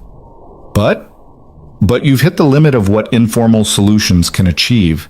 You're successful despite your systems, not because of them. And that means you're leaving money on the table and burning out your best people who have to constantly firefight preventable problems. Evan traced a path through his diagram. Your receiving department gets delivery notifications an average of 6 hours after trucks arrive. Your production planning is based on inventory numbers that are 48 hours out of date. Your procurement team makes ordering decisions without knowing what's already in transit. He looked up. You're flying blind. The fact that you haven't crashed is a testament to your people's skill, but skill only gets you so far when you don't have information. Tom studied the diagram with the intensity of someone seeing his own frustrations mapped out for the first time. So what do we do about it? We fix the information flow first. Before we touch inventory models or optimization algorithms, we need to make sure everyone has accurate, real-time data about what's actually happening. Evan pulled up another document. I've designed a phased approach. Phase 1 is visibility, implementing tracking systems that tell you where materials are, when they'll arrive, and what condition they're in. Phase 2 is coordination, giving your teams tools to communicate across departments without relying on phone calls and email. Phase 3 is optimization, using that clean data to actually improve how you make decisions. How long? 12 months for all 3 phases. Maybe 14 if we hit unexpected complications, which we will. Evan met Tom's eyes. But here's the important part. This only works if your people trust it, which means we don't implement anything until we've tested it with the people who'll actually use it. I want to build prototypes, put them in front of your workers, and let them tell me what's wrong. Then fix it. Then test again. We iterate until we have something that actually makes their jobs easier. Tom leaned back in his chair, something shifting in his expression. Not quite trust, but the beginning of it. You know what the other consultants did? They spent 2 weeks here, went back to their offices, built their recommendations in isolation, and then presented us with a finished plan. When we said it wouldn't work, they told us we didn't understand our own business. His voice carried old anger. You're saying you want our input before you build anything? I'm saying I need your input. I can build elegant models all day long, but if they don't work in reality, they're worthless. Your people are the experts on reality. I'm just the person who knows how to translate their expertise into systems. That's a different philosophy than I'm used to. It's the philosophy that's kept me from screwing up too badly so far. Evan closed his laptop. But I need your help with something. Your workers don't trust consultants. For good reason. They're not going to open up to me just because I ask nicely. I need advocates. People they respect who can vouch that I'm actually trying to help, instead of just checking boxes. Tom considered this.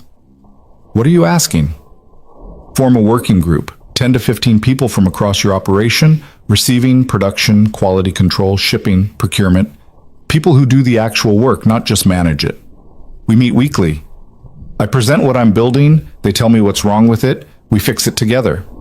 Evan paused. And we compensate them for their time. This isn't volunteer work. This is expertise that has value. Patricia will ask if that's necessary. It's essential. You can't ask people to fix a system that's been ignoring them for years and then not pay them for the solution. That's extraction, not collaboration. Tom's smile was slight but genuine. I'll make the case to Patricia. But Evan, if you're serious about this approach, be prepared for resistance. Not from the workers. They'll probably be thrilled someone's finally asking their opinion. But from middle management, the people who've built their authority on being the gatekeepers of information. They're going to see this as a threat. How do I handle that? Carefully, and with backup. Tom stood. Come on, let's go talk to Patricia before I lose my nerve about recommending something this unconventional. Patricia Morgan's office was on the top floor of Wellington's administrative building, with windows overlooking the production facilities. She was on a phone call when Tom and Evan arrived, but she waved them in and wrapped up the conversation quickly. Tom, Mr. Cole, please tell me you have good news. Better than good news, Tom said. We have a plan that might actually work. Evan walked Patricia through the same presentation he'd shown Tom, adapting it slightly to focus on the financial implications. Every hour of delayed information cost Wellington money in expediting fees, overtime, and customer penalties. Every decision made with outdated data increased the risk of overstock or shortages. The cost of implementing better systems would be recovered in less than 8 months just from eliminating the most obvious inefficiencies. Patricia listened without interrupting, her expression thoughtful. When Evan finished, she asked the question he'd been dreading. Why should I believe this will work when 6 other firms failed? Evan could have given her a corporate answer about methodology or expertise or Harrison and Wells's track record, but Patricia struck him as someone who valued directness over polish. Because I'm not trying to impress you with how smart I am. I'm trying to solve your actual problem. Evan pulled up the list of previous consulting recommendations Tom had shared with him. Every one of these firms told you to implement their preferred solution: just-in-time inventory, centralized procurement, advanced forecasting models. They prescribed before diagnosing, and when their prescriptions didn't work, they blamed your implementation instead of their recommendations. And you're different because I spent 3 weeks learning how your operation actually works before proposing any solutions. Because I'm planning to test everything with your workers before we implement it. Because I'm treating this like a collaboration instead of a knowledge transfer. Evan paused. And because I've failed enough times in my own projects to know what it feels like when elegant theory meets messy reality. I've learned to respect reality more than theory. Patricia exchanged a glance with Tom. Something unspoken passed between them. Tom says you want to form a worker advisory group and pay them for their participation. Yes, ma'am. That's not standard practice in consulting engagements. No, ma'am, but standard practice hasn't worked for you. I'm proposing we try something different. It'll add to the project budget. It'll also dramatically increase our chance of success. I can build you a perfect system that no one uses or an imperfect system that actually improves your operation. The difference is whether we involve the people who'll use it. Evan met her eyes. I'd rather spend money on getting it right than save money by getting it wrong. Patricia was quiet for a long moment. Then she smiled, sharp and approving. All right, Mr. Cole. You've got your working group, but understand something. This approach means you own the results. If we implement systems designed by our workers and those systems fail, we can't blame external consultants anymore. The responsibility is shared. I understand, and I accept that responsibility. Good. Patricia turned to Tom. Set up the working group. Make sure we have representation from every key area. And Tom, pick people who'll be honest, not people who'll tell us what we want to hear. Already have a list, Tom said. Most of them are people who've been filing complaints about our systems for years. Figured we might as well put their frustration to productive use. As Evan and Tom left Patricia's office, Evan felt the weight of what he'd just committed to. This wasn't just about building good analytics anymore. This was about changing how an entire organization worked. About proving that solutions built with workers instead of for workers were more effective. About demonstrating that the people doing the work knew more about fixing it than any outside expert ever could. And if he failed, it wouldn't just damage his career. It would validate every skeptic who'd argued that someone with his background couldn't handle complex organizational change. The pressure should have been terrifying. Instead, Evan felt something else: purpose. The sense that this was exactly the kind of problem he'd spent 4 years teaching himself to solve. Not abstract data puzzles, but real challenges that affected real people's lives. His phone buzzed with a text from Rachel. How's Wellington? Marcus says you're doing something unconventional with worker participation, either brilliant or career suicide, possibly both. Evan typed back, definitely both. But if it works, it'll be worth it. Rachel's response came immediately. That's what I was hoping you'd say. Go change the world, or at least this one factory. The first meeting of the Wellington Working Group happened on a Tuesday evening in a conference room that smelled like coffee and metal shavings. 15 people showed up: machine operators, logistics coordinators, quality inspectors, procurement clerks, and maintenance technicians. They ranged from early 20s to late 50s, from new hires to 30-year veterans. What united them was a shared skepticism visible in every crossed arm and guarded expression. Tom did the introductions, explaining that Evan wanted their input on redesigning Wellington's information systems. Several people exchanged looks that clearly said they'd heard this before. I know you're skeptical, Evan said once Tom finished. You should be. You've been told your opinion matters before, and then watched management ignore everything you said. So let me be clear about what this is and isn't. This isn't me pretending to care about your input while I build whatever I was going to build anyway. This is me genuinely not knowing the best way to solve your problems and needing your expertise to figure it out. That's a nice speech, a woman named Carmen said. She was a production line supervisor with 25 years at Wellington and the kind of direct gaze that suggested she had no patience for corporate bullshit. But how do we know you mean it? You don't. Not yet. Evan pulled up his laptop and displayed the preliminary system design he'd been working on, a dashboard that would give production supervisors real-time visibility into incoming materials. This is what I built based on 3 weeks of observation. I think it's pretty good. I also think it's probably wrong in ways I can't see because I don't actually do your jobs. He gestured to the screen. So tell me what's wrong with it. The room was silent for a moment. Then a young guy named Marcus, not the same Marcus from Harrison and Wells, raised his hand tentatively. Can I really tell you what I think, even if it's harsh? Especially if it's harsh. Polite feedback that avoids the real problems doesn't help anyone. Marcus looked at Carmen, who nodded slightly. Then he turned back to the screen. Okay, so this dashboard shows me when materials are arriving, right? That's great. But it doesn't tell me what condition they're in. If a shipment of steel arrives damaged, I need to know immediately so I can adjust the production schedule. Your system tells me the steel is here, but not whether I can actually use it. That's a critical gap, Evan said, making notes. How do you currently find out about damaged materials? Someone from receiving walks over and tells me. If they remember. If they're not busy dealing with 3 other problems. Marcus shrugged. Sometimes I don't find out until we're already behind schedule. What if the dashboard integrated with quality control? Evan sketched the idea. So when receiving logs a shipment, QC gets an automatic notification to inspect it, and the dashboard doesn't show materials as available until QC clears them. That would help, Marcus said, but only if QC actually has time to inspect things immediately. Right now they're always backlogged. So we need to address QC capacity too, which means understanding why they're backlogged. Evan looked around the room. Anyone here from quality control? A woman named Lisa raised her hand. I'm a QC inspector, and we're backlogged because we're inspecting the same materials twice. Once when they arrive and again before they go into production because the production teams don't trust our initial inspection. Why not? Evan asked. Because sometimes the materials that pass inspection turn out to be defective when they're actually used, not because we missed it, but because damage happens between receiving and the production floor. Things get bumped by forklifts exposed to temperature changes or just sit too long. Lisa's frustration was evident.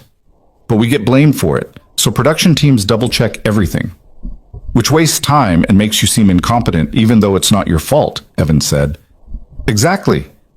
So what if we tracked material condition continuously instead of just at inspection points? RFID tags or sensors that alert if something gets damaged between receiving and production. That would be expensive, Carmen said. Maybe. Or maybe it's cheaper than the current cost of duplicate inspections, schedule delays, and quality failures that don't get caught until materials are already in use. Evan made more notes. But that's a question for cost-benefit analysis. Right now, I'm just trying to understand what actually needs to be fixed. The meeting continued for 2 hours. People who'd started with their arms crossed gradually leaned forward. Voices that had been cautious became animated. The whiteboard filled with problems Evan hadn't known existed, solutions he wouldn't have thought of alone, and connections between issues that only became visible when the people experiencing them explained how everything interrelated. By the time they wrapped up, Evan had 20 pages of notes and a completely revised understanding of what Wellington needed. Same time next week? He asked as people gathered their things. You're serious about this? Carmen asked. Actually building what we talked about? I'm serious about trying. Some of it might not be technically feasible or financially viable, but I'm not going to dismiss your ideas without investigation. Evan paused. And here's the deal. Every recommendation I make to Patricia will include your input. If I propose something you haven't reviewed, that means I'm not listening, and you should call me out. Carmen studied him for a long moment. Then she extended her hand. All right, Mr. Cole, you've got one shot at proving consultants can actually be useful. Don't waste it. The handshake was firm, weathered, and felt like the beginning of something important. The weeks that followed developed a rhythm. Evan split his time between Wellington's facilities and Harrison and Wells's offices, between building technical solutions and navigating organizational politics. The working group meetings became the anchor point. Every Tuesday evening, 15 people who knew Wellington's operation intimately would tear apart whatever Evan had built and help him rebuild it better. Progress was slower than Evan had initially projected, but it was more solid.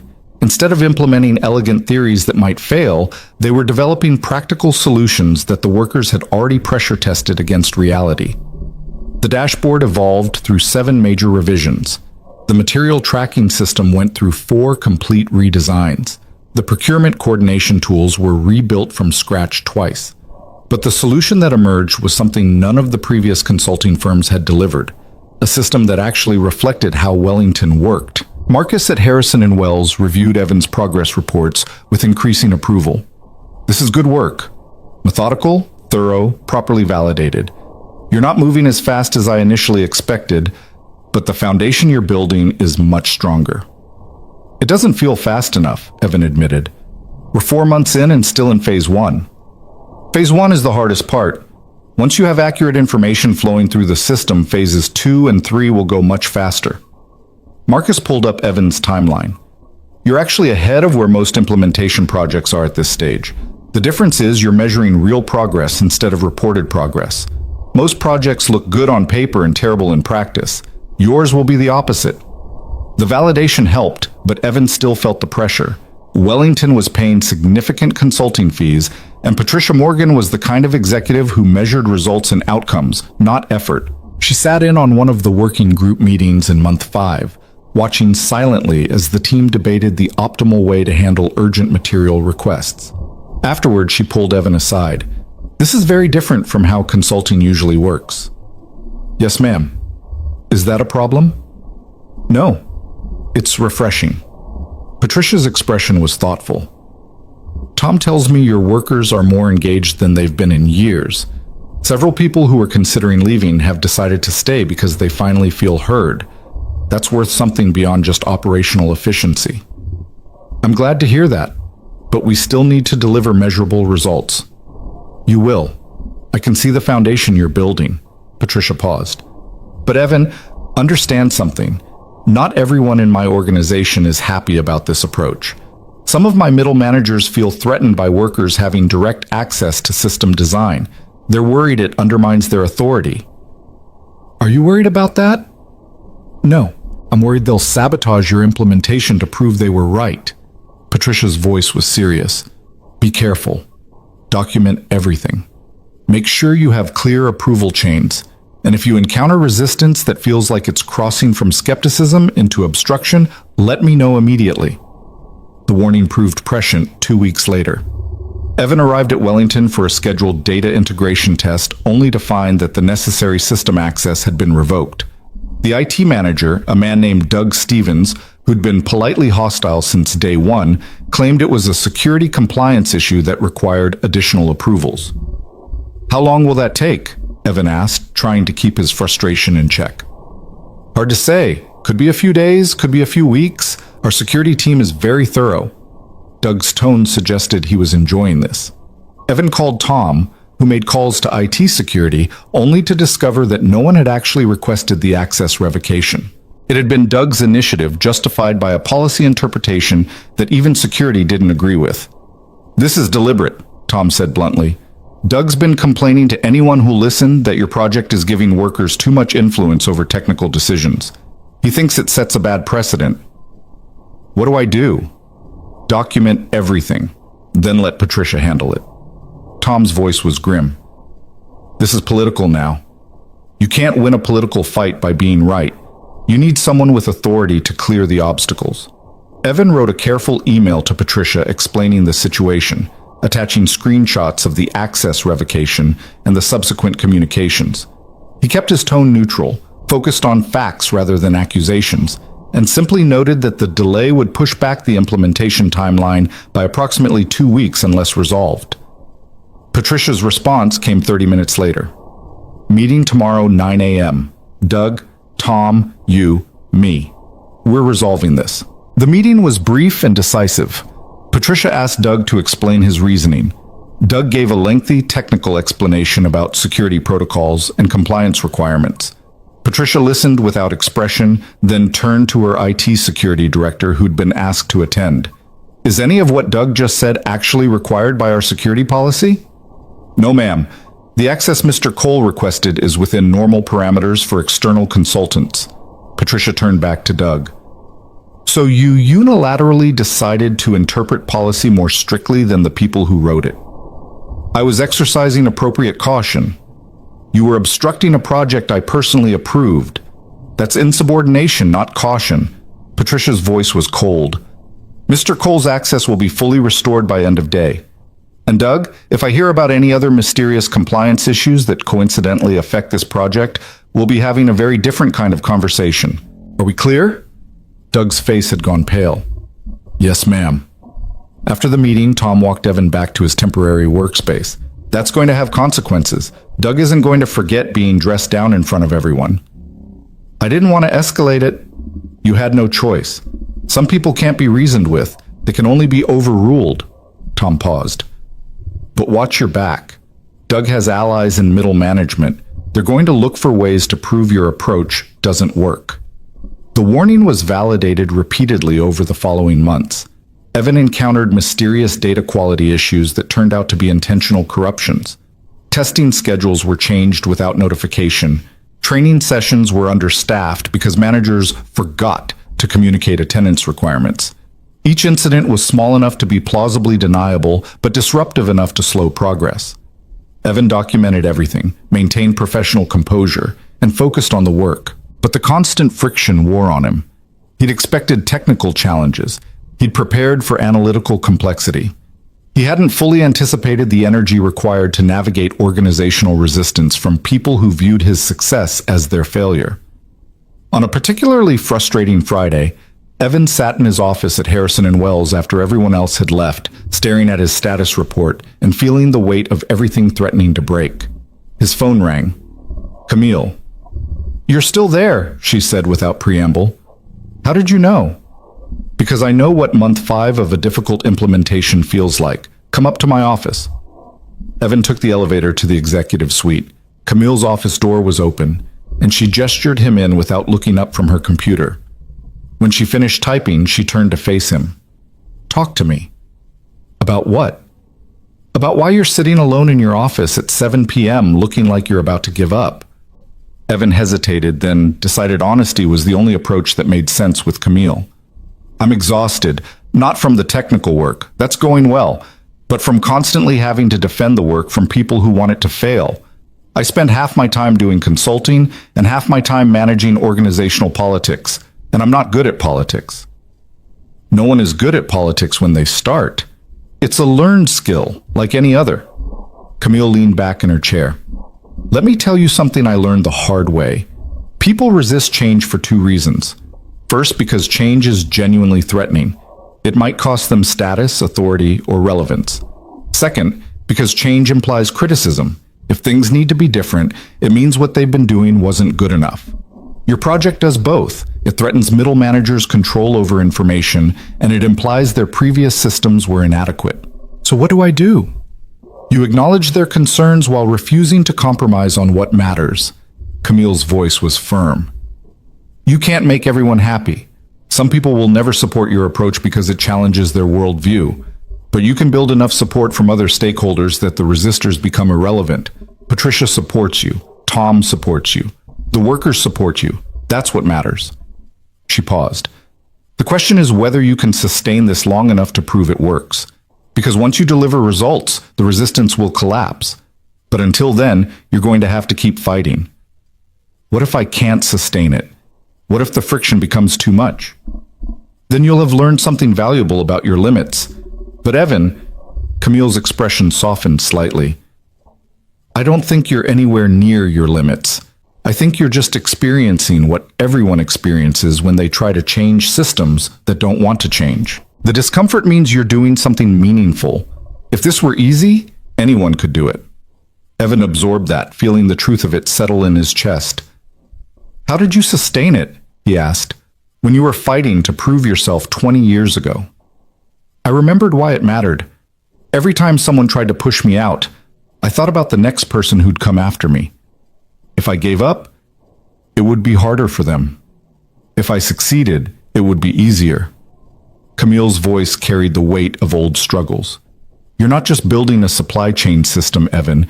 You're proving that collaboration produces better results than hierarchical expertise. That workers' knowledge is as valuable as consultants' analysis. That someone without traditional credentials can lead complex organizational change. If you succeed, you make it easier for the next person like you. If you fail, you validate every skeptic who said people like you don't belong here. The responsibility of that felt crushing and galvanizing in equal measure. No pressure, right? Evan said weakly. All the pressure, but also all the support you need. Camille stood. Go home. Spend time with your daughter. Come back Monday ready to finish what you started. And Evan, trust yourself. You've earned that right. Evan left her office feeling steadier than he had in weeks. The challenges hadn't changed, the resistance hadn't disappeared, but his sense of purpose had been reinforced. He picked up Mia from the after-school program, took her to their favorite pizza place, and listened to her talk about her day with the kind of full attention he hadn't been able to give her lately. She'd made a new friend. Her teacher had praised her math homework. She was excited about an upcoming field trip to the aquarium. Normal 6-year-old concerns, the kind of everyday happiness Evan had been working toward for 4 years. Daddy, are you okay? Mia asked suddenly. Yeah, sweetheart. Why do you ask? You look tired, like you do when work is hard. Evan smiled and squeezed her hand. Work is hard right now, but it's good hard. The kind where you're building something that matters. Like when I do a really big puzzle? Exactly like that. Lots of pieces. Takes a long time, but it's worth it when you finish. Mia considered this seriously. I can help if you want. I'm good at puzzles. You know what?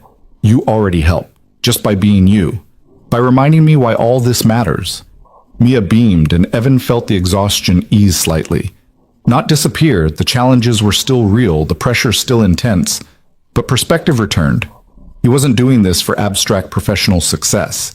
He was doing it for the concrete reality of his daughter's future, for the possibility that she'd grow up in a world where talent mattered more than pedigree, where hard work was rewarded fairly, where people like him could build lives worth having.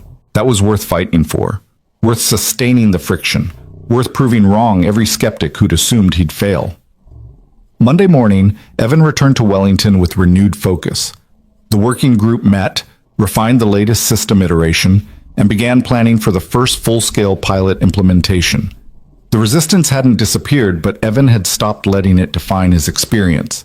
He documented the obstruction, worked around what he could, escalated what he couldn't, and stayed focused on the measurable progress happening despite the friction.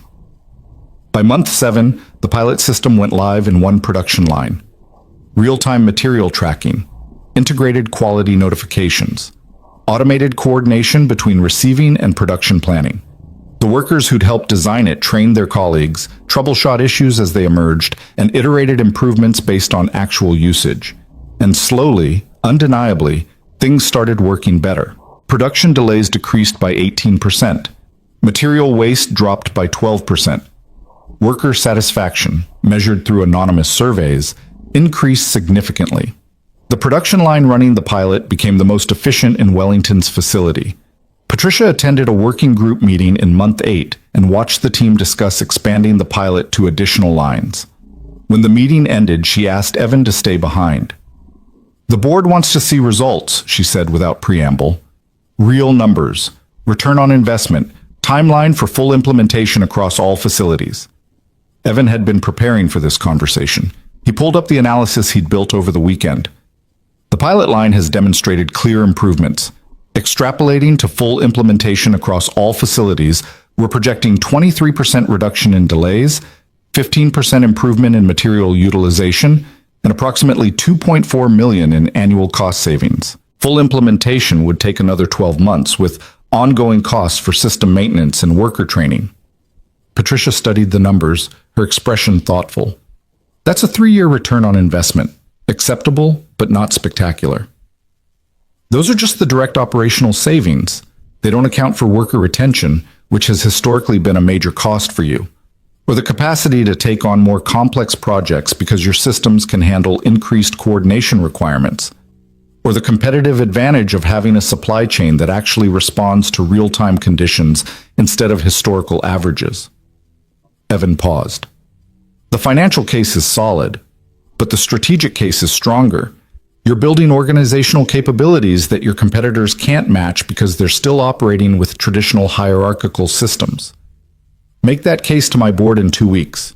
If they approve, we move forward with full implementation. If they don't, Patricia didn't finish the sentence. She didn't need to. Evan spent the next 2 weeks building the most important presentation of his career. Not just charts and financial projections, but a comprehensive narrative about how Wellington could transform from a company fighting to maintain efficiency into one that could adapt faster than anyone in their industry. He worked with the working group to document their contributions, included video testimonials from workers explaining how the new systems had improved their daily work, and built detailed implementation plans that showed exactly how the rollout would happen. Marcus reviewed the presentation 3 times, each time finding ways to make it stronger. Camille attended a practice session and challenged every assumption until Evan could defend each one without hesitation. Rachel helped him prepare for hostile questions, playing devil's advocate until Evan had answers for every conceivable objection. When the day of the board presentation arrived, Evan stood in front of Wellington's executive leadership feeling the same nervous energy he'd felt before the Harrison and Wells board meeting months ago. But this time, he wasn't alone. Tom sat in the front row, a visible signal of operational support. 6 members of the working group sat in the back, representing the workers who'd helped build this solution. Evan took a breath and began. He told them the story of Wellington's supply chain, not as a technical problem, but as an organizational challenge that required changing how people work together. He showed them the data, the improvements, the financial case. But more importantly, he showed them the workers who'd driven the solution, who'd contributed expertise that no external consultant could match, who'd proven that collaboration produced better results than hierarchy. When Evan finished, the questions were sharp but fair. The CFO pushed on implementation costs. The operations VP questioned whether the pilot results would scale. The board chair asked how Wellington could maintain the system after Harrison and Wells' engagement ended. Evan answered each question directly, backed by data and worker testimony. And when someone asked whether this approach could work in other companies, Evan didn't oversell. I think it can, but it requires leadership willing to actually listen to workers instead of just saying they do. It requires patience to build solutions collaboratively instead of implementing them unilaterally. And it requires accepting that the people doing the work might know more about fixing it than any consultant ever will. He paused. Not every company is ready for that, but the ones who are will have a significant advantage. The vote wasn't immediate. The board deliberated for 30 minutes while Evan waited outside with Tom and the working group members.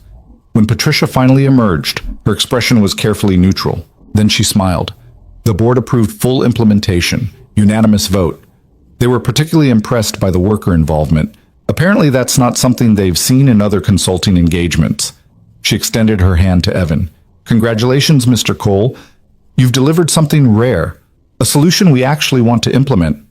The handshake felt like vindication and responsibility in equal measure. The celebrations that followed the board approval were professional and restrained, but Evan could see genuine satisfaction in Patricia Morgan's eyes and relief in Tom Brennan's shoulders. The working group members left the meeting energized, talking excitedly about what full implementation would mean for their departments. Carmen pulled Evan aside before she left. "You actually did it," she said, and there was something in her voice that went beyond professional acknowledgement. "You listened. You built what we needed instead of what you thought we needed. That's rare."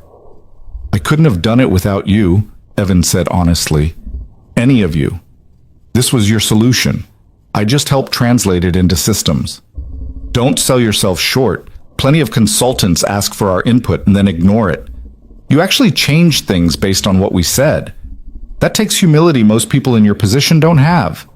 Carmen extended her hand. "Thank you for proving that someone actually gives a damn what workers think." The handshake was firm and felt like the closing of a circle that had started 9 months ago with skepticism and mistrust. On the drive back to Chicago, Evan called Camille to update her on the board decision. She answered immediately. I'm assuming good news based on the timing of this call. Unanimous approval for full implementation. They want to expand it across all facilities over the next 12 months. Outstanding. That's a significant win, Evan, not just for the project, but for what it represents. Camille paused. How do you feel? It was a simple question, but it hit Evan unexpectedly hard. How did he feel? Exhausted, relieved, proud, uncertain about what came next. Aware that he'd just proven something important, but unsure how to sustain that proof across future projects. I feel like I just ran a marathon, Evan said finally, and someone just told me there's another marathon starting tomorrow. Camille's laugh was knowing. That's exactly what this career is. But here's what you need to understand. You're no longer the person who has to prove himself with every project. You've established credibility. Project Horizon saved a $20 million contract. Wellington delivered results that 6 previous firms couldn't. That's not luck. That's capability. Own it. What if the next project is different? What if this approach doesn't translate? Then you'll adapt. That's what good consultants do. They solve problems, not repeat solutions. Camille's voice turned serious. But Evan, I'm calling a partners meeting next week. I want to discuss your promotion to principal consultant. That's 2 levels above where you are now. It comes with equity participation, client origination authority, and a seat in strategic decisions. Are you ready for that? Evan's hands tightened on the steering wheel. Principal consultant. The level where consultants stopped just executing projects and started shaping the firm's direction. The level that typically required a decade of experience and an MBA from a top program. He'd been at Harrison & Wells for less than a year. I don't know if I'm ready, Evan admitted, but I'm willing to try. That's all anyone can ask. The partners meeting is Wednesday at 2. Be prepared to present your vision for how we should approach worker collaboration on future projects. If you're going to be principal, you need to define what that means beyond just your own success. After the call ended, Evan drove the rest of the way home in thoughtful silence. The promotion would mean more money. Yes, enough to finally start saving for Mia's college education, enough to move to a better apartment, enough to stop worrying about every unexpected expense. But it would also mean more responsibility, more visibility, and more expectations he'd have to meet while people waited for him to fail. When Evan got home, Mrs. Chen was reading to Mia on the couch. His daughter looked up with a bright smile. Daddy, Mrs. Chen taught me a new card game. Did she? That's wonderful. Evan thanked Mrs. Chen, who waved off his gratitude with the casual warmth of someone who'd become family rather than just a neighbor. After she left, Evan sat with Mia and let her teach him the card game, following rules that seemed to change whenever they benefited her. Daddy, you look happy, Mia observed after winning 3 consecutive rounds. I am happy, sweetheart. Work went really well today. Does that mean you're not worried anymore? Evan thought about the partners meeting, the promotion he wasn't sure he deserved, the pressure that would only increase if he accepted it. I'm still a little worried, but it's good worry, the kind that means you're doing something important. Like before your big meeting? Exactly like that. Mia considered this with her usual seriousness. Then it'll be okay, because you're really good at important things. The simple faith in her voice made Evan's throat tight. He pulled his daughter close and held her, reminded again that everything he'd fought for over the past year came back to this moment. The ability to be present, to be stable, to give Mia a childhood that wasn't defined by her father's exhaustion and stress.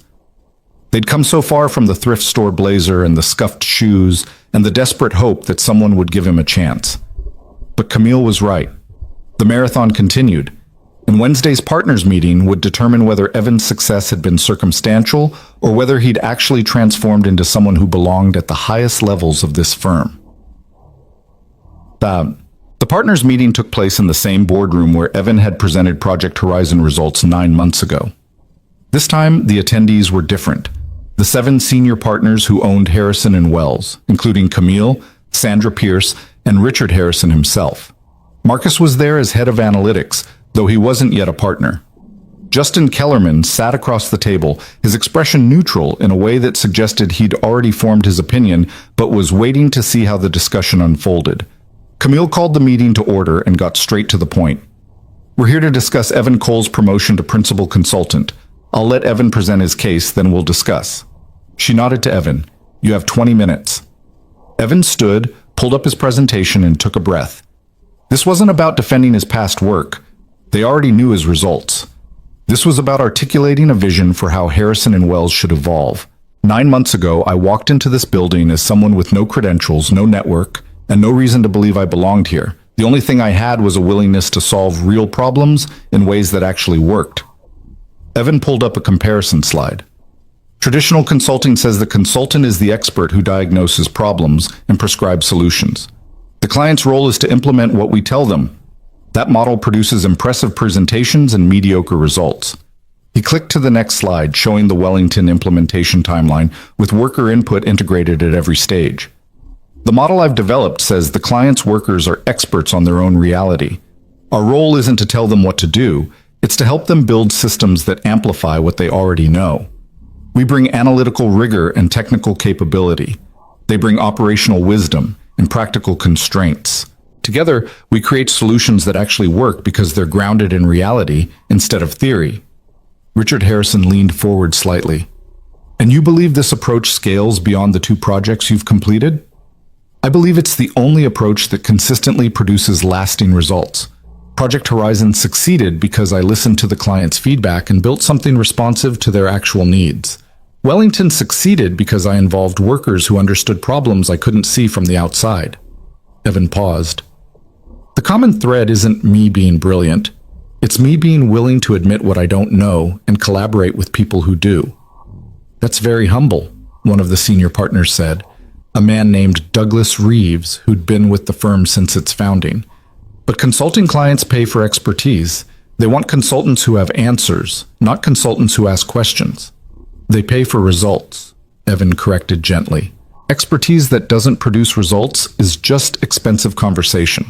I'm proposing we shift from selling our credentials to selling our outcomes, from promising sophisticated analysis to promising measurable improvement, from positioning ourselves as experts who know better to positioning ourselves as partners who collaborate better. And how does that translate to client acquisition? Justin asked. Most clients hire us because of our reputation, our prestigious analyst backgrounds, our methodological sophistication. If we're just facilitating collaboration, why wouldn't they hire someone cheaper? It was a fair question, and Evan had spent considerable time thinking through the answer. Because collaboration is harder than prescription. It requires consultants who can navigate organizational politics, build trust with workers who've been ignored for years, translate between technical and operational language, and design systems that balance analytical rigor with practical feasibility. Evan pulled up the Wellington financial results. We can charge premium rates not because we have fancy degrees, but because we deliver solutions that actually get implemented and produce returns.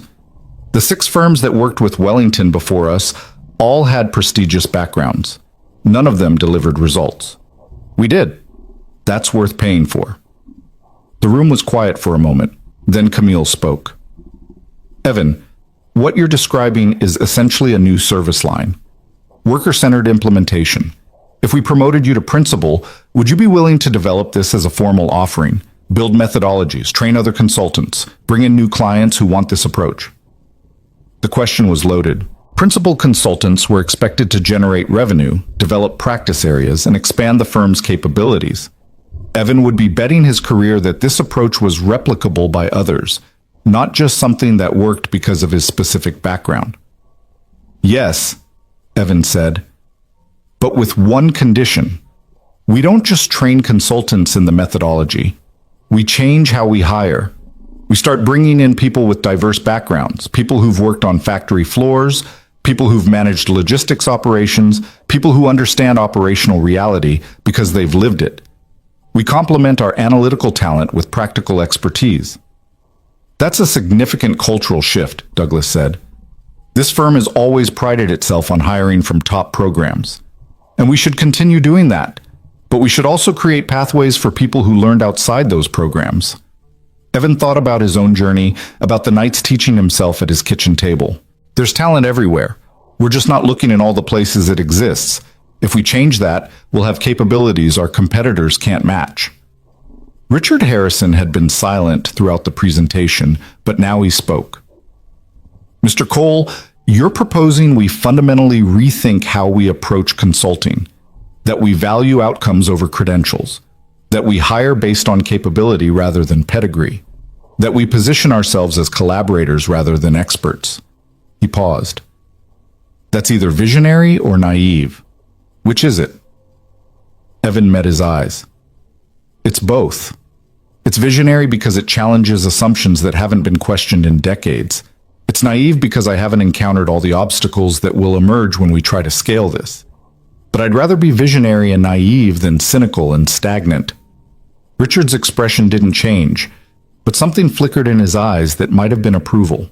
I built this firm 30 years ago because I believed consulting could be more than selling expensive advice. I believed we could actually make our clients better at what they do. He looked around the table at his partners. We've been successful. We've built an excellent reputation, but we've also become comfortable, safe. We hire the same kind of people from the same kind of schools and deliver the same kind of analysis. That's sustainable, but not exceptional. He turned back to Evan. What you're proposing is uncomfortable. It threatens some of our assumptions about what makes a good consultant. It requires us to acknowledge that expertise can come from unexpected places. But it's also the kind of thinking that could make us genuinely distinctive in a market where most firms are indistinguishable. Richard stood, and everyone else stood reflexively. I'm calling for a vote. Promotion of Evan Cole to principal consultant with responsibility for developing worker-centered implementation as a new service line. All in favor? Camille's hand went up immediately. Sandra followed. Marcus raised his hand after a moment's hesitation. Justin surprised Evan by raising his as well, though his expression remained carefully neutral. Douglas and 2 other senior partners kept their hands down. 4 votes in favor, 3 opposed. In partnership decisions, that meant approval. Motion carries, Richard said. Evan, you're now a principal consultant. Congratulations, and welcome to the hardest job you've ever had. Partners meeting adjourned. As people filed out, several stopped to shake Evan's hand. Some with genuine warmth, others with the polite professionalism that masked skepticism. Douglas lingered, his expression thoughtful. I voted against your promotion, he said bluntly, not because I doubt your results, but because I'm not convinced your approach is replicable. You've succeeded in part because of who you are, someone who's lived in both worlds, who can translate between operational reality and analytical frameworks. I'm not sure that's a trainable skill. You might be right, Evan admitted, but I won't know unless I try. And if I'm wrong, at least I'll have failed trying something worth doing. Douglas's smile was slight but genuine. That's a better answer than I expected. Prove me wrong, Mr. Cole. I'd be happy to be wrong about this. After everyone left except Camille, she gestured for Evan to sit back down. How are you feeling? Terrified? Excited? Uncertain whether I just made a huge mistake by promising something I might not be able to deliver. That's exactly how you should feel.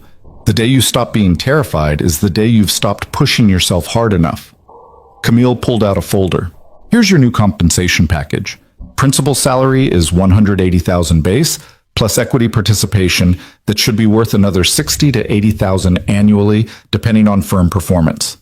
You'll get an office on this floor, an administrative assistant, client origination budget, and most importantly, autonomy to develop your practice area how you see fit.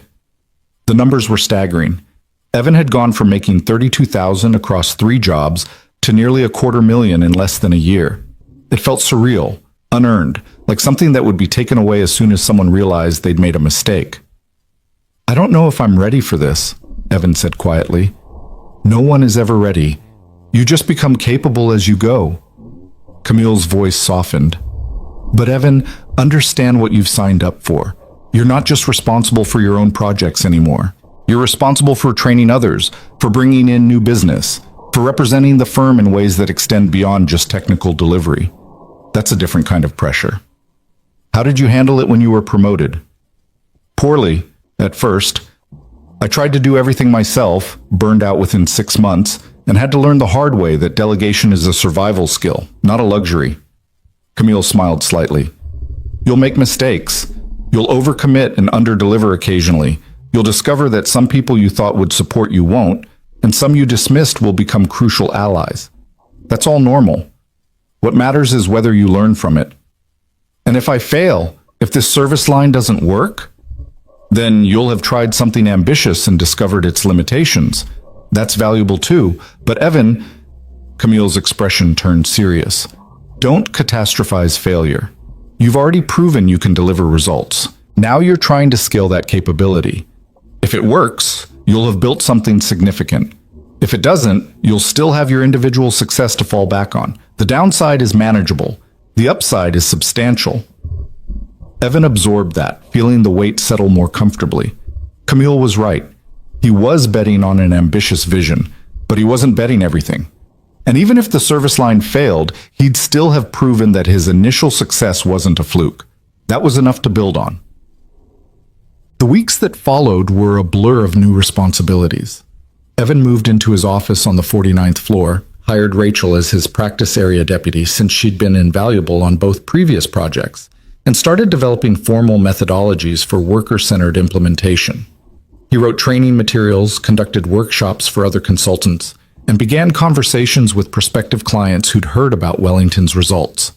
The response was mixed. Some executives were intrigued by the promise of solutions that actually worked. Others were skeptical that involving workers would produce better outcomes than traditional top-down consulting, and a few were openly hostile, viewing the approach as undermining management authority. Evan learned to identify which clients were genuinely open to collaboration and which were just looking for someone to validate decisions they'd already made. He turned down 3 engagements that wanted impressive analysis but had no intention of implementing it. That earned him criticism from partners who thought he was leaving money on the table, but Evan held firm. I'd rather deliver results for clients who want them than produce reports for clients who'll ignore them, he explained at a partners meeting where his client selection was questioned. Our reputation is built on outcomes. Bad engagements damage that reputation more than lost revenue hurts our finances. The argument was pragmatic enough that most partners accepted it, though Douglas remained skeptical. You're turning down work because clients aren't collaborative enough. What happens when you run out of collaborative clients? Then I'll have learned something valuable about market demand. But I don't think we will run out. I think there are more leaders who want real solutions than we give credit for. They're just exhausted by consultants who promised the world and delivered PowerPoints.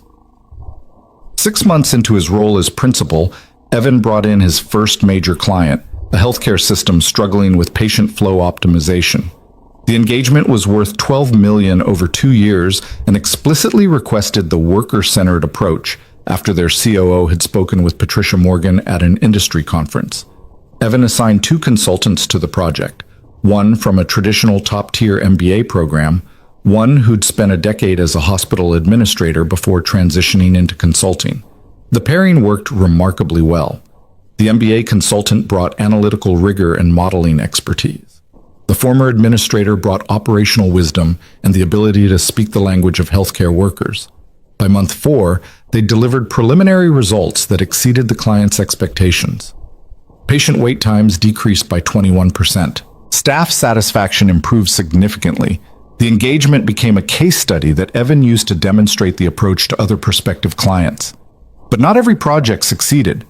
An engagement with a technology company failed spectacularly when middle management sabotaged the worker collaboration process because they viewed it as threatening their authority.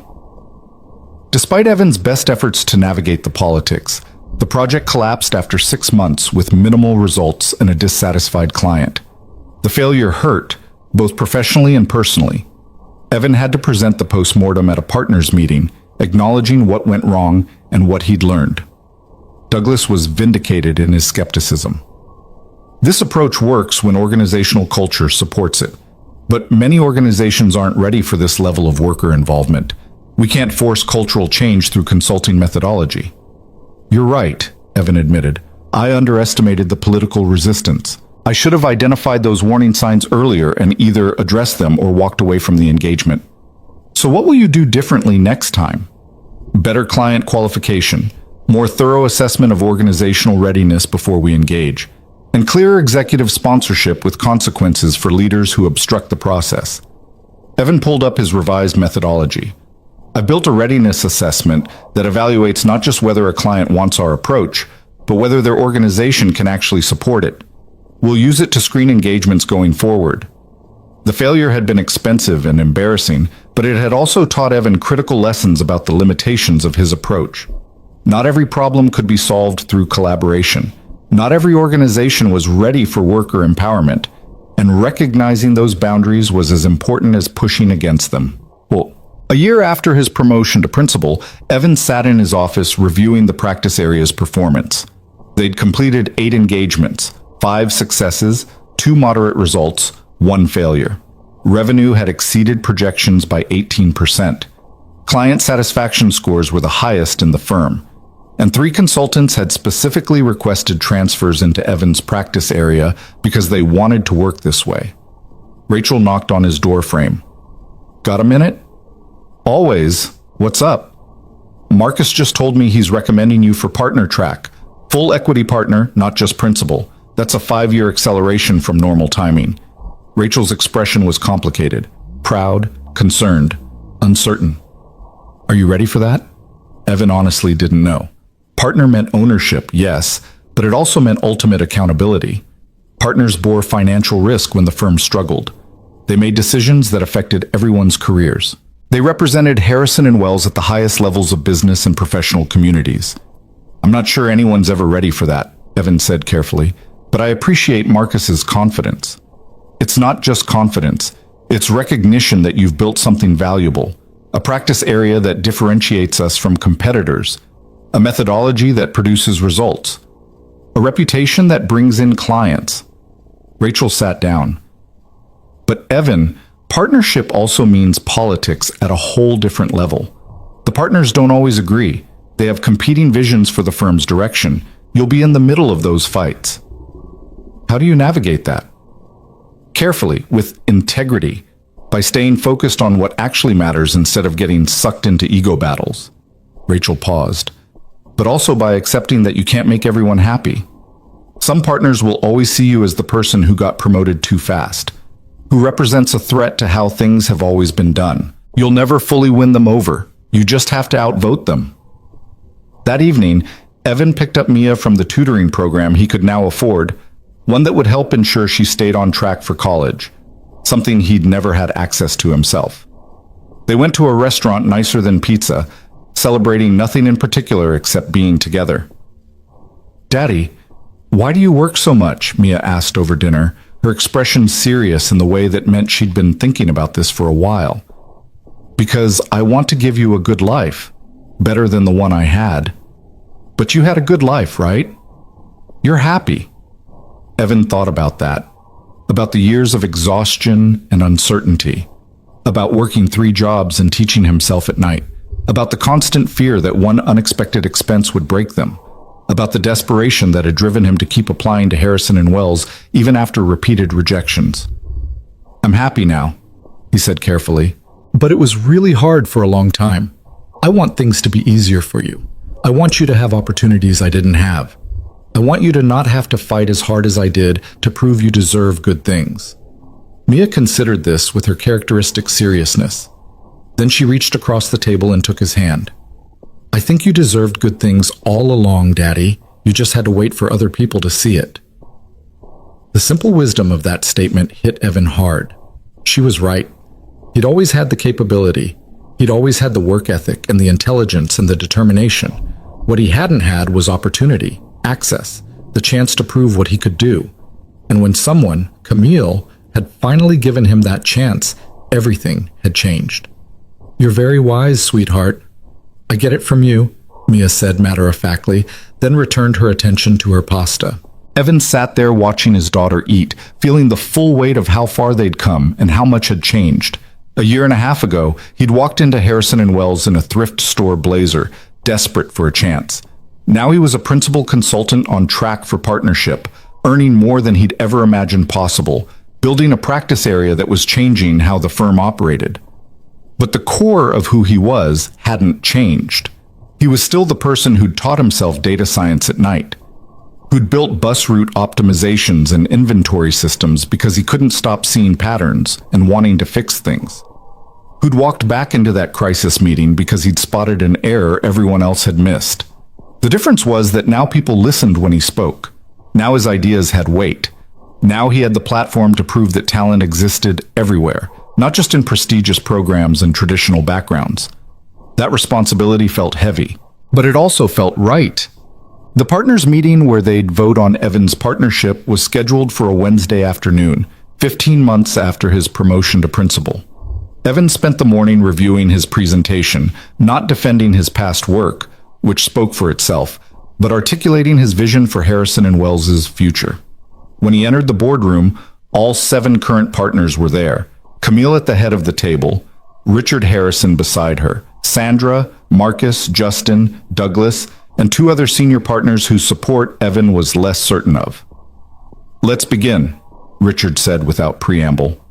"Evan, you know why we're here. Make your case." Evan pulled up his presentation, his hand steady despite the nervous energy coursing through him. 18 months ago, I walked into this building as someone who didn't belong. Today, I'm standing here as someone who's proven that belonging isn't about credentials. It's about capability, about delivering results that matter, about solving real problems instead of performing expertise. He clicked to the first slide. Since becoming principal, my practice area has generated $8.3 million in revenue, maintained a 92% client satisfaction rate, and won 3 major contracts specifically because clients wanted our collaborative approach. He walked them through the numbers, the client testimonials, the measurable impacts. Then he shifted to the bigger picture. But this isn't just about my success. It's about what my success represents. A year ago, this firm hired exclusively from top-tier programs. We valued credentials over capability. We assumed the traditional path was the only path. Evan pulled up data on Harrison and Wells's recent hires. In the past year, we've hired 4 consultants with non-traditional backgrounds. All 4 are outperforming expectations. 2 have already been promoted. 1 just brought in a major client.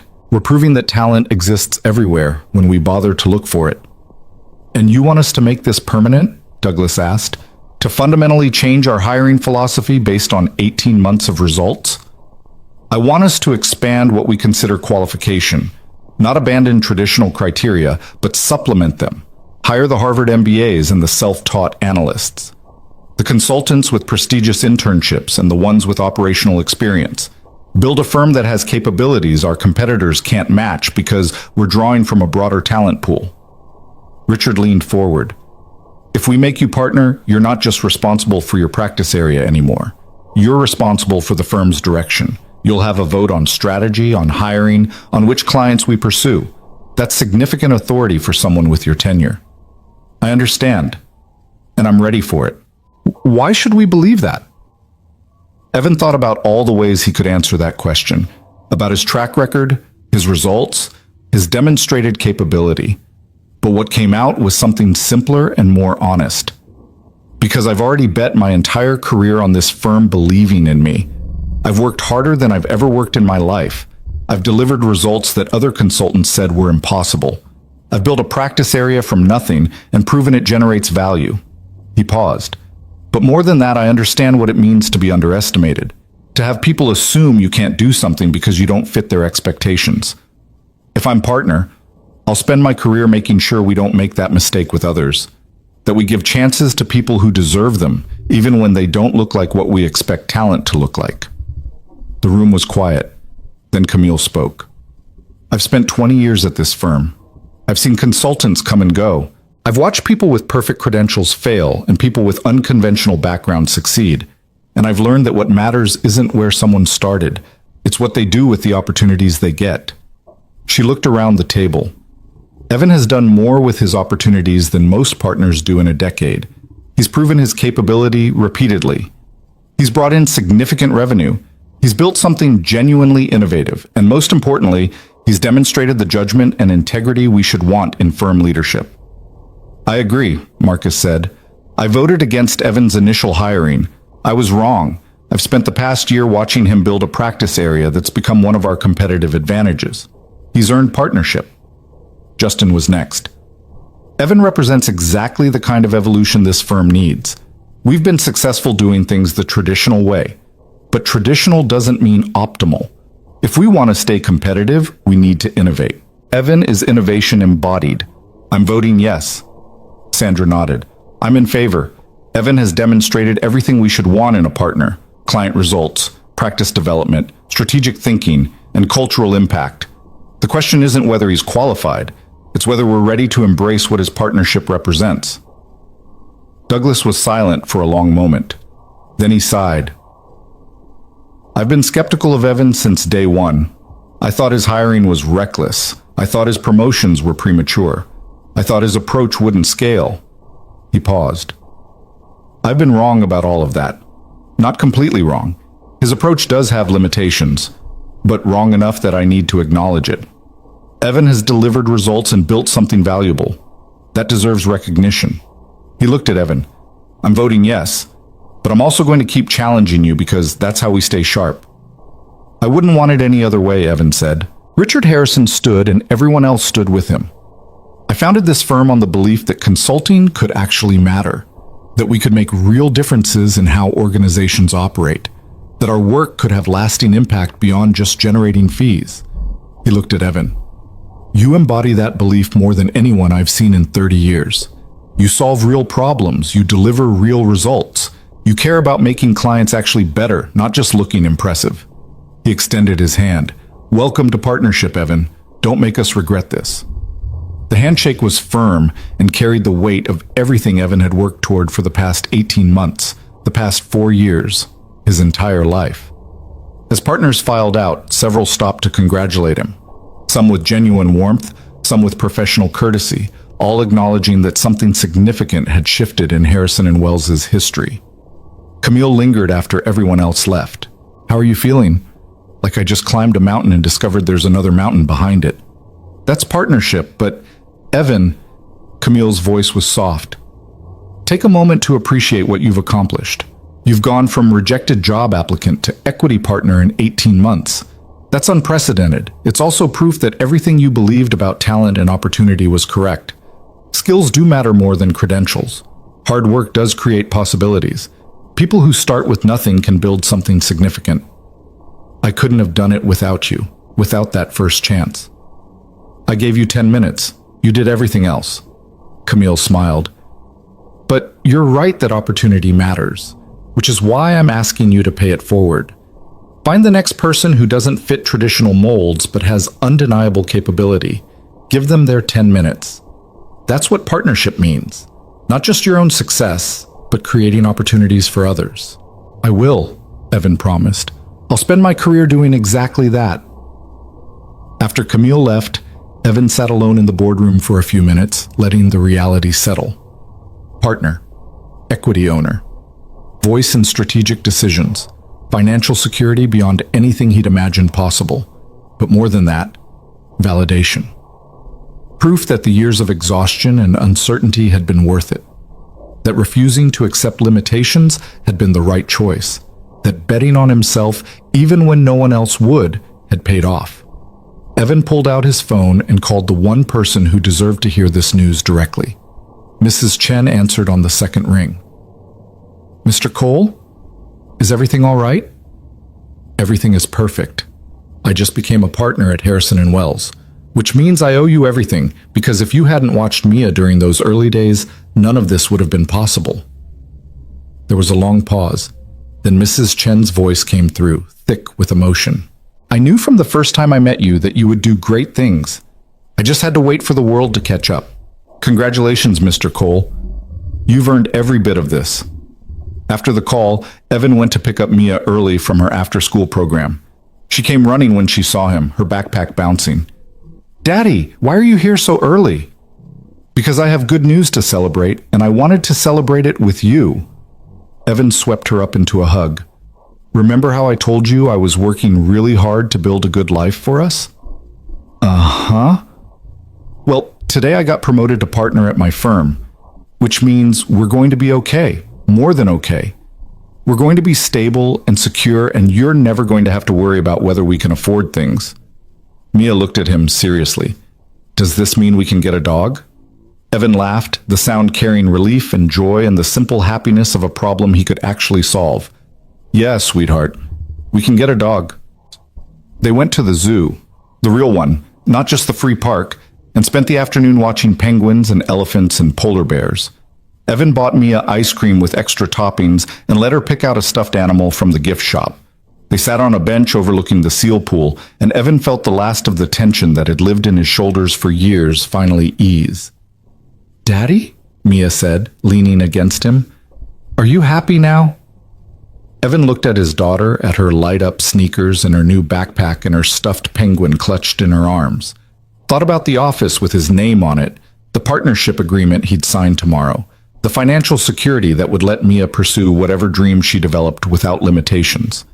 Thought about the working group at Wellington, about Carmen's handshake and Tom's respect and Patricia's acknowledgement that someone had finally listened. About the consultants in his practice area who were learning that collaboration produced better results than hierarchy. About the clients who'd specifically requested his approach because they were tired of impressive presentations that didn't work. Thought about the journey that had brought him here. The 3 jobs, the late nights, the thrift store blazer, the moment when Camille had given him 10 minutes that had changed everything. Yeah, sweetheart, Evan said, pulling Mia close. I'm really, genuinely happy. And I'm grateful for every hard moment that got us here, because they taught me what matters. Not where you start, not what credentials you have, not who believes in you at the beginning. What matters is whether you're willing to work for what you want, whether you refuse to accept that your circumstances define your limits, whether you take your shot when you get it. Mia nodded seriously, though Evan suspected she was absorbing the tone more than the words. That was fine. She'd understand eventually. When she was older, he'd tell her the full story, about being dismissed in interviews, about finding the error that everyone else missed, about building solutions with workers instead of for them, about proving that talent existed everywhere when people bothered to look. He'd tell her so she'd know that she could do anything, that her starting point didn't determine her destination, that hard work and intelligence and refusing to give up actually mattered. But for now, it was enough to sit on this bench, watch the seals, and let himself feel the simple, profound satisfaction of having built exactly the life he'd been fighting for. The marathon was far from over. Partnership meant new responsibilities, new pressures, new mountains to climb. But Evan was ready for them. He'd spent his entire life preparing for challenges that tested his limits. He knew how to work when exhausted, how to learn what he didn't know, how to solve problems instead of performing expertise. And most importantly, he knew he didn't have to do it alone. He had Camille's mentorship, Marcus's guidance, Rachel's support. He had clients who trusted him and workers who taught him that expertise came from experience, not credentials. He had a daughter who believed in him completely and a community of people who'd helped him get here. That was more than enough. As the afternoon sun slanted through the zoo, casting long shadows across the pathways, Evan made a quiet promise to himself. He'd spend the rest of his career paying forward the chance Camille had given him. He'd find people who didn't fit traditional molds but had undeniable capability. He'd give them their 10 minutes, their opportunity to prove what they could do, because that's what the world needed. Not more gatekeeping, not more credential worship, not more assumptions that talent only looked one way. What the world needed was people who recognized that genius could emerge from anywhere, that capability mattered more than pedigree, that the person cleaning offices at night might be teaching themselves data science, that the delivery driver might have insights that Harvard MBAs would miss, that the kitchen assistant might be building models that would one day save $20 million contracts. The world needed to give those people their chances, their 10 minutes, their moment to show what they could do when someone finally stopped seeing where they'd been and started seeing where they could go. Evan had gotten his chance. Now he'd spend his career creating chances for others.